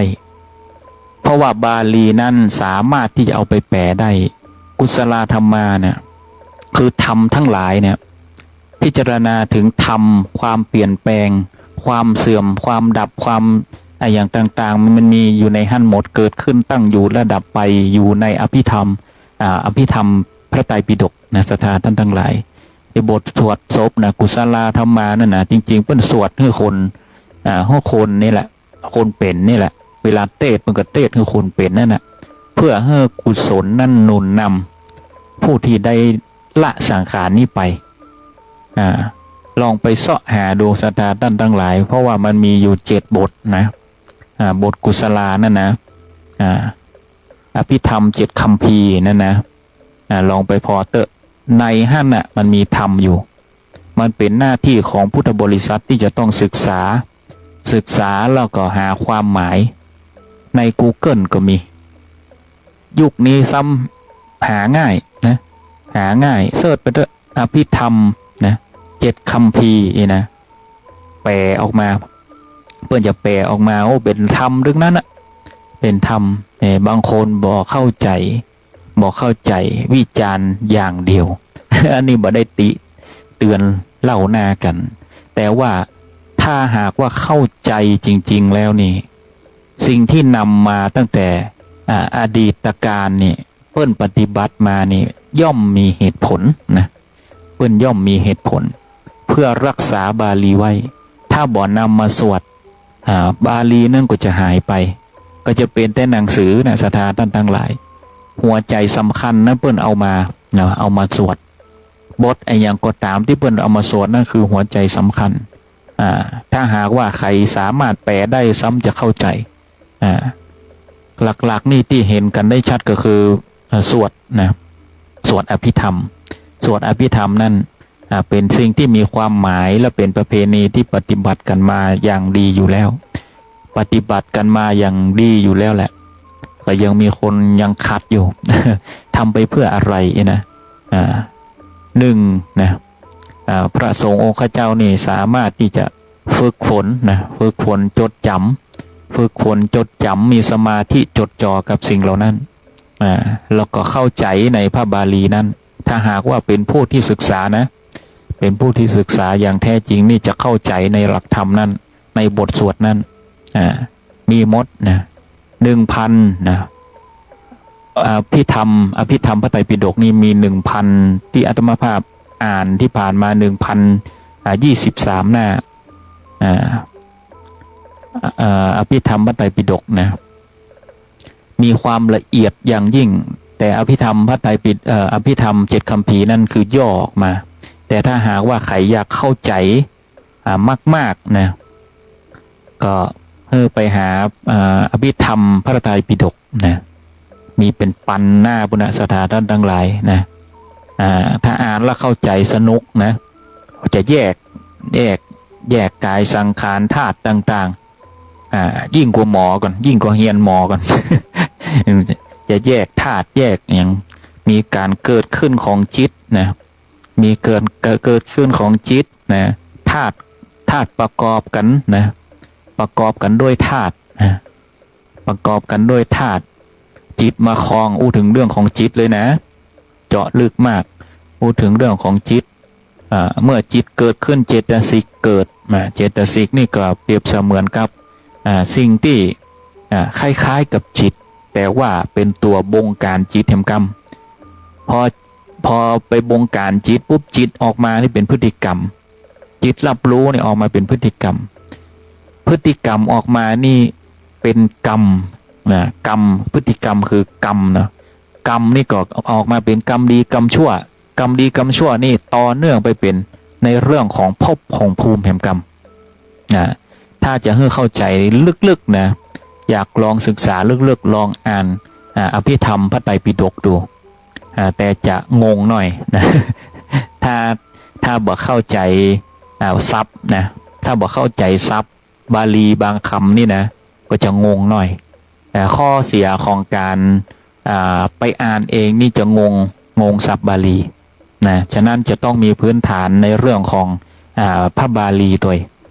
ถึงจะเข้าใจโดยละเอียดนะถ้าหากว่าเป็นผู้ที่ได้เรียนบาลีนะนักของว่าอย่างปรริญญาธรรมถ้าจบปรริญญาธรรมมาซ้ำยิ่งดีเลยซ้ำอ่านม่วน อ่านม่วนในหันจะมีมดนะมีมด แยกหมดเซลล์อย่างต่างๆมันมีเกิดขึ้นมีดับไปในแต่ละเซลล์นั่นสภาวะอารมณ์ของมนุษย์นะมีมดกระทบกับไอ้หยังมีมดนะโอ้ละเอียดยิบเลยอาตมาภาพนี่จบจิตวิทยามายังบ่ละเอียดเต้านะพระอภิธรรมพระไตรปิฎกนี่ละเอียดกว่าแฮมอดท่อโอ้ถึงระดับเซลล์โอ้แสดงว่าพระพุทธองค์นี่บ่ธรรมดาเนอะเข้าใจถึงระดับเซลล์ต่างๆนะแต่ว่ากรรมทรัพย์นั่นจะเป็นกรรมทรัพย์บาลีในการแยกส่วนของร่างกายส่วนนั่นส่วนนี้นะส่วนของร่างกายส่วนของเซลล์ส่วนของเนื้อหนังมังสาอย่างต่างๆนี่อธิบายไว้หมดเป็นอย่างละเอียดโอ้แสดงว่าพระพุทธองค์นี่บัดธรรมดาบัดธรรมดาเป็นผู้ทรงพระปัญญาอย่างเยี่ยมยอดเลยทีเดียวหาที่สุดมาได้ในยุคเมื่อ 2,568 ปีนี่โอ้ใครมีความรู้ความสามารถขนาดนี้นี่บัดธรรมดาแต่นะอาตมาภาพนี่ตึงยกนะขึ้นเหนือหัวเหนือเก้าปุณณพระพุทธองค์นี่นะถือว่าเป็นมหาบุรุษที่สูงสุดละเป็นครูของมนุษย์และเทวดาทั้งหลายแม้กระทั่งว่าเทวดานี่ยังยอมนะยังยอมแม้กระทั่งว่าพรหมนี่มหาพรหมนี่เป็นผู้ที่มีทิฏฐิมานะในตนเองว่าแน่ว่าเป็นผู้ที่สร้างโลกสร้างจักรวาลนี่เป็นผู้ที่แน่ที่สุดละก็ยังนะก็ต้องยอมพระพุทธองค์นะก็ยังต้องยอมพระพุทธองค์ในหลักธรรมคำสอนที่ลึกซึ้งนะลึกซึ้งนะเป็นธรรมที่ลึกซึ้งอย่างยิ่ง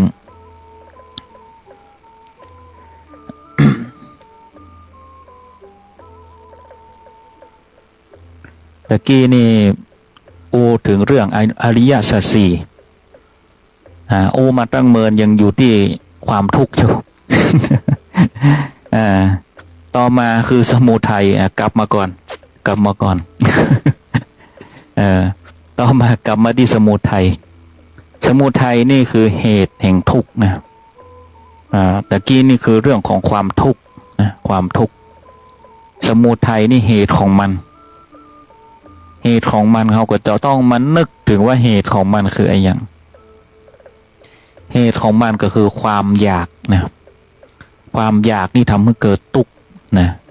เกิดทุกข์บอกว่าจากความอยากอะไรอย่างก็ตามที่มันเป็นกิเลสเป็นตัณหาวิ่งตามกระแสโลกอะไรอย่างต่างๆนี่ถ้าหากว่า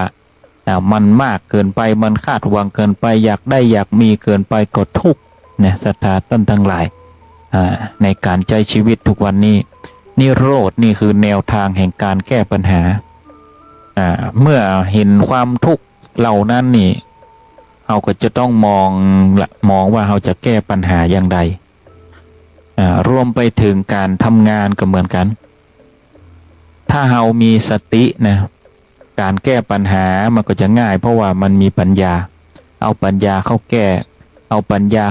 ได้ไวขึ้นถ้าหากว่าบ่มีสตินี่ทำอย่างงกเงินถ้าจับอย่างก็บ่ถูกบ่ทิ่มนะถ้าหากว่าเรามีสมาธิสติปัญญานี่ประคับประคองไปด้วยกันนี่เจอปัญหาอย่างนี้มันแก้โดยง่ายแก้โดยเร็วแก้โดยฉับพลันก็จะทำเมื่อเราแก้ไขปัญหานั้นได้โดยเร็วบ่ค้างอย่างในจิตในใจแบบนี้เป็นต้นเปรียบเสมือนความทุกข์ก็เหมือนกันเมื่อรู้ว่าอย่างคือความทุกข์แล้วเนี่ยเราแก้ไขมันด้วยการละพ่องโดยการวางพ่องมันก็จะทำให้คลายทุกข์ได้อย่างที่มันทุกข์เราก็ตัดไปละไว้วางไว้นะบางทีก็เฉยตามอารมณ์นะตามอารมณ์ที่มันควรจะวางก็คือเฉยไปเนี่ยบางทีมรรคคือหนทางนำไปสู่ทางแห่งการดับทุกข์นะศรัทธาท่านทั้งหลายการจะดับทุกข์ได้นั้นมีมรรคมีองค์8ก็คือสัมมาทิฏฐิจะต้องมีความเห็นชอบนะ เห็นชอบนี่ก็คือความเห็นที่ถูกต้องตามความจริงต้องเข้าใจในความจริงนั่นเข้าใจมันว่าโลกนี่มันเป็นความจริงแบบนั้นแบบนี้บอกโกหกตัวเองบางคนโกหกตัวเองนะบางคนโกหกตัวเองว่าเฮานี่บอกแก่บอกเท่าบอกแก่บอกตายบางคนนี่เฮาใจชีวิตจนเพลิดเพลินเกินไปบางทีก็ลืมความเป็นความตายบ่เจ็บบ่ปวดไปบ่มองเห็นความจริงถ้าหากว่าเฮามองเห็นความจริงว่ามันมีเสื่อมไปมันมีแก่มีเท่ามันมีตายนะเห็นความจริงดังนี้ก็เป็นความเห็นที่ชอบนะทุกสิ่งทุกอย่างแล้วมันเป็นไปตามของมันอย่างนั้นต่อมาสัมมาสังกัปปะสัมมาสังกัปปะในความดำริชอบคือความคิดเห็นที่ถูกต้องนะคล้ายๆกันศรัทธาท่านทั้งหลายเห็นชอบกับถูกต้องนี่มันคล้ายแต่มันต่างนะมันคล้ายแต่มันต่างความถูกต้องนั่นก็คืออย่างที่มันนะถูกต้องดีอยู่แล้วนั่นก็ให้มองด้วยความถูกต้องนั้นมองด้วยความถูกต้องอย่างสมมติว่าเปิ้นบอกว่าสิ่งนี้มันดี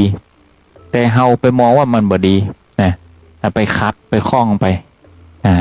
ก็คือความบ่ถูกต้องเพราะความบ่ถูกต้องนี่มองจากความเพี้ยนจากความถูกต้องไปแล้วนี่เห็นกงจักเป็นดอกบัวละเห็นกงจักเป็นดอกบัวผู้ที่เห็นกงจักเป็นดอกบัวก็มักจะทำอย่างที่มันนอกกรอบไปล้ำกรอบไปล้ำเส้นไปก็เลยทำให้เกิดความวุ่นวายกับตัวเองวุ่นวายกับคนอื่นเพราะว่าทำอย่างที่มันบ่ถูกบ่ต้องไปบางทีก็เรื่องของวัฒนธรรมผิดจารีตประเพณีผิดศีลผิดธรรมนะมองสิ่งที่มันถูกต้องนะให้มันถูกต้องอย่างที่บ่ถูกต้องนี่มันมักจะเป็นสิ่งที่บ่ปกตินะบ่ปกตินี่ก็จะมักจะเป็นเรื่องของบ่เคารพนะต่อสิทธิผู้อื่นเคารพบ่เคารพต่อกฎหมายบ้านเมืองนะอย่างหลายๆอย่างที่มันบ่ถูกต้องฉะนั้นเราจะต้องมีสัมมาสังกัปปะคือความดำริชอบคือความคิดที่ถูกต้องคิดที่ถูกที่ต้องนะเปิ้นว่าดีก็ต้องดีว่าดีเปิ้นว่าชั่วก็ต้องเห็นนะเห็นชอบว่ามันชั่วเมื่อมันชั่วแล้วเราก็บ่ทำบ่ใช่ว่าเห็นของชั่วแล้ววิ่งเข้าใส่อันนี้ก็บ่ถูกต้องมันก็จะเป็นสิ่งที่ไม่ใช่ความดำริชอบไปเหี้ยเห็นของบ่ดีวิ่งเข้าหานี่ก็บ่ใช่ต่อมาคือสัมมาวาจานะสัมมาวาจาคือการเจรจาชอบนะการเจรจาชอบนี่เป็นสิ่งสำคัญอย่างยิ่งเพราะว่ามนุษย์คนเฮานี่เวลาพบปะกันนี่อันดับแรกนี่จะต้องมีการทักทายกันบางคนก็ยิ้มก่อนแต่หลักๆนี่ต้องมีการทักทายอู้จากันนะฉะนั้นนี่การอู้จาการเจรจานี่เป็นสิ่งที่สำคัญอย่างยิ่งนะสำคัญอย่างยิ่งอู้จะใดให้เปิ้นชอบอู้จะใดให้เปิ้นจังนี่จะต้องเข้าใจอู้จะใดให้เปิ้นชอบอู้นะอู้ให้ดีนะอู้โดยวาจาโดยน้ำเสียงนะน้ำเสียงก็มีส่วนอู้จักกะละเทศะตัวอู้กับเพื่อนแบบไหนอู้กับพ่อแม่แบบไหนครูบาแบบไหนครูบาอาจารย์แบบไหนอู้กับพระสงฆ์องค์เนนแบบไหนต้องเข้าใจในเรื่องของการใจวาจาเป็นกริยาอย่างหนึ่งที่แสดงออกมานะวาจานี่เป็นสิ่งที่แสดงออกมาในเรื่องของการสั่งสอนด้วยนะการสั่งสอนบางทีนี่เขามองถึงนะครอบครัวเพิ่นว่าสั่งสอนมาอย่างใดนะอันนี้เพิ่นด่าทางอ้อมบางคนนะเพิ่นด่าทางอ้อมการอู้การจานี่เพิ่นมองถึงครอบครัว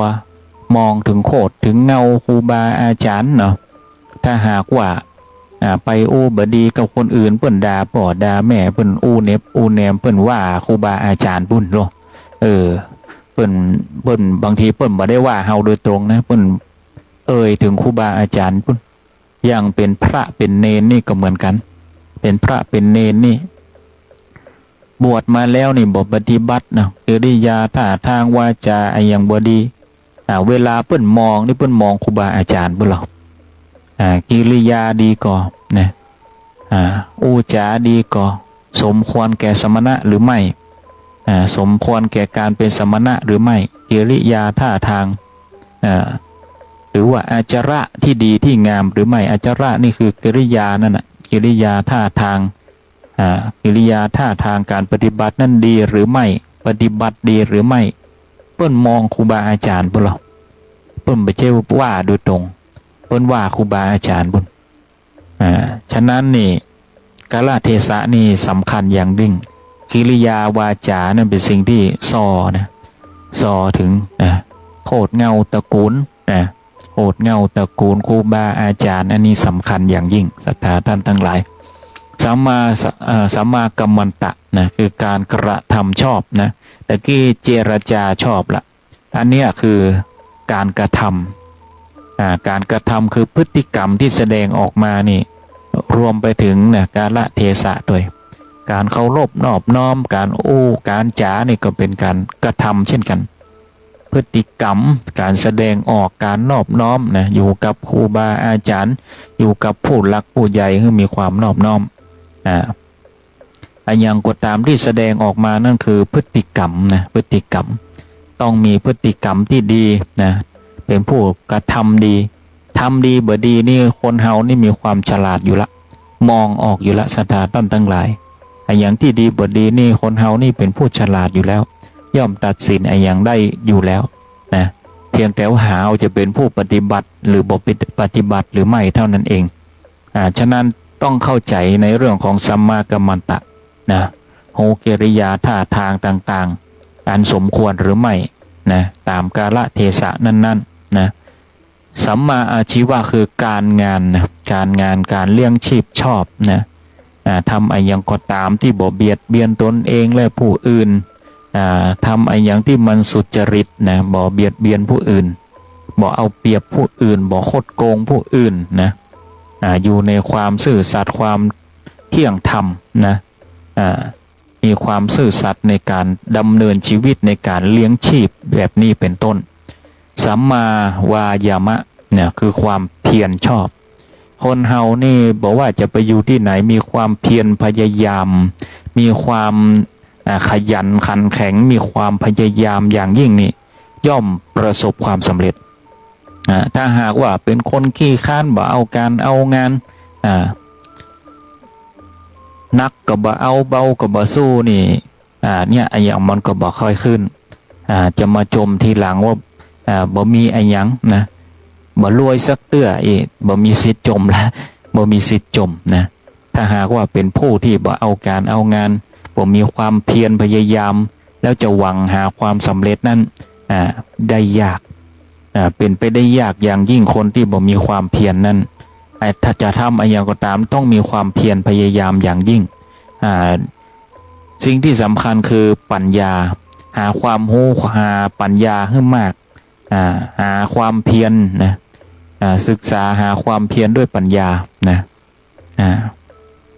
ย่อมจะนำความสำเร็จมาให้นะสัมมาสตินะคือการระลึกชอบนะสัมมาสตินี่ให้มีสติระลึกในสิ่งที่ทำอยู่ณขณะนั้นให้มีใจจดจ่ออยู่ณขณะนั้นว่าเราทำอย่างและทำให้มันดีที่สุดจะได้ไม่ต้องมานั่งแก้ไขต้องมานั่งกึดทีหลังว่าเราทำอย่างไปพ่องมีสติกับปัจจุบันให้ดีที่สุดนะเพราะว่าปัจจุบันนั้นสำคัญที่สุดนะต่อมาสัมมาสมาธิคือการที่เรามีจิตใจตั้งมั่นนะมีสมาธิหากว่าเรากำลังทำอย่างอยู่ก็มีสมาธิจดจ่อกับตรงนั้นเรากำลังศึกษาหาความรู้อยู่น้องหนูนะศึกษาหาความรู้อยู่ก็ขอให้มีจิตใจที่ตั้งมั่นในการศึกษาหาความรู้สิ่งเหล่านั้นบอกว่าจะการงานอาชีพอย่างก็ตามบางทีก็ต้องศึกษาหาความรู้เพิ่มเติมนี่จะทำให้ความเจริญงอกงามนั่นมีกับตัวกับตนนะคือมรรค8นี่เองคือเป็นหลักทำให้เฮานั่นเกิดความ เจริญงอกงามนะบอกว่าการใช้ชีวิตบอกว่าจะเป็นการดำเนินชีวิตนะการงานอาชีพนี่ถ้าหาว่าใจหลัก8ประการนี้ในการดำเนินชีวิตนี่ก็ย่อมนำความสุขความเจริญนะมาให้ตัวตนทุกคนทุกท่านนั่นมีความสุขความเจริญไปใจนะและแหมอย่างหนึ่งสิ่งที่คนเฮานั่นนะถึงแม้ว่าจะเข้าใจธรรมมากแค่ไหนนะเข้าใจธรรมมากแค่ไหนอ่านสักกี่รอบแต่ถ้าหาว่าบ่นำไปปรับใช้แล้วก็บ่เข้าใจในหลักธรรมนั่นเข้าใจเสียแต่ว่ามันเป็นหลักธรรมบ่ฮู้ว่าจะเอาไปใช้จะใดนั่นก็บ่มีประโยชน์เปรียบเสมือนบุคคลนะบุคคลตามธรรมสูตรบุคคล4จำพวกธรรมสูตรบุคคล4จำพวกนี้มีนะมะโตตโมตมะปรายโนตโมตมะปรายโนนี่คือบุคคลที่มืดมาแล้วก็มืดไปภายหน้าแห่งกรรมมืดอยู่แล้วนะบ่มีศีลมีธรรมบ่มีจริยธรรมใดๆทั้งสิ้นเกิดมาพระพุทธเจ้าว่าเกิดมาในโคตรนะในโคตรที่มืดบอดอยู่ละเมื่อเติบโตมาก็ยังวิ่งเข้าหาสิ่งที่มืดบอดอยู่บ่มีศีลบ่มีธรรมนะอยากทำอะไรยังก็ทำบ่รู้จักดีจักชั่วนะบ่มีฮิริโอตตัปปะอะไรอย่างทั้งสิ้นบ่เกรงกลัวในบาปอะไรอย่างสุดสักอย่างนะบ่มีพื้นฐานในความดีความงาม อันที่สองนี่คือตโมโชติปรายโนตโมโชติปรายโนนี่ก็คือความมืดก่อนมาด้วยความมืดนะมาโคตรเงาอะไรยังก็บดีจริยศีลธรรมสิ่งแวดล้อมอย่างบดีซากอย่างละมาด้วยความมืดแต่สุดท้ายแล้วนี่ไปด้วยความสว่างไปด้วยความสว่างนี่ก็คือไปพบเจอหลักธรรมจริยธรรมมีศีลธรรมนะเลยทำให้เกิดความสว่างโชติแปลว่าสว่างปรายโนก็คือเป็นที่ไปที่ไปแล้วที่ไปแห่งความสว่างนั้นได้เห็นหลักธรรมคำสอนของพระพุทธองค์มีสิ่งเหนี่ยวนำมีสิ่งกำจูดจิตใจนะไปในทางที่ดีที่งามก็คือโชติปรายโนนะเปรียบเสมือนครับพระองคุลิมานเนาะพระองคุลิมานนี่เดิมทีนี่ชื่อว่าอหิงสกะนะมีครูบาอาจารย์นะที่บดีนำปาไปในทางที่บดีนำปาไปทางที่บดีหลงพิษนะหลงพิษว่า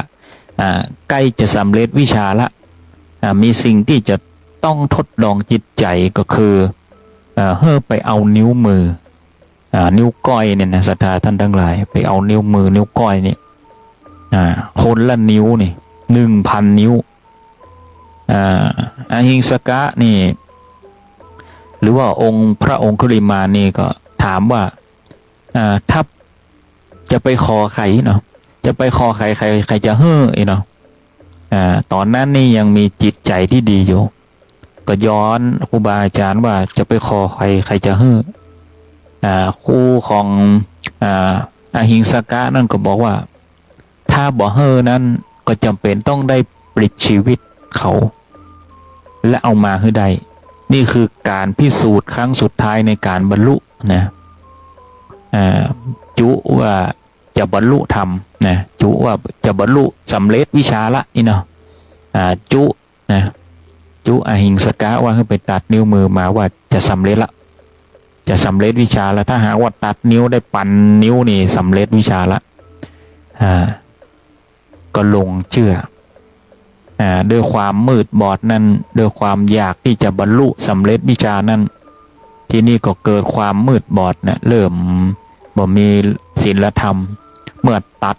นะเมื่อได้ตัดนิ้วไปเรื่อยๆจนสุดท้ายนี่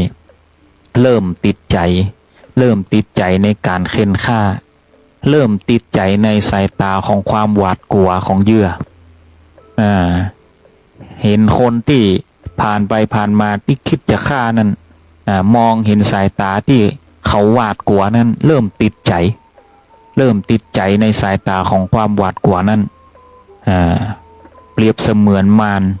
ยิ่งเห็นความหวาดกลัวปุ๊บนี่อหิงสกะนี่คว้าดาบนะฟันเลยยิ่งกลัวเท่าใดยิ่งสะใจกลายเป็นอย่างนั้นก็เลยมีชื่อว่าองคุลิมานนะมีความเป็นมารเกิดขึ้นนะมีอยู่วันหนึ่งนี่พระพุทธองค์ได้เสด็จผ่านนะณที่แห่งนั้นแห่งหนึ่งพระพุทธองค์นี่เดินมา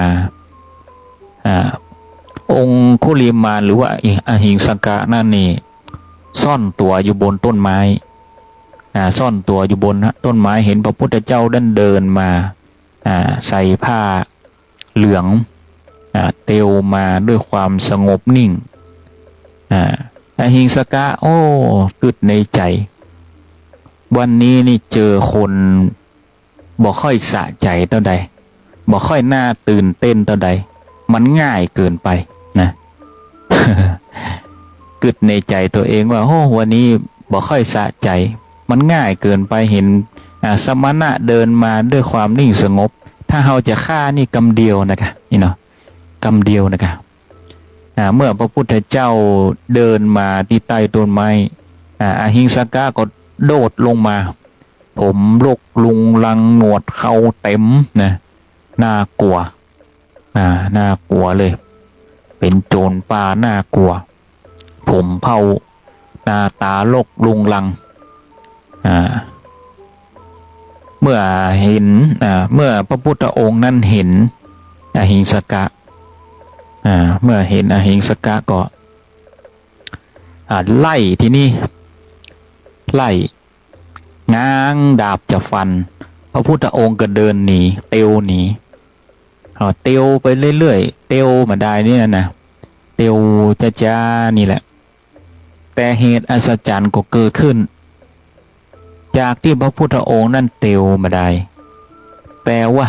อหิงสกะนั่นกลับวิ่งกลับวิ่งอหิงสกะว่า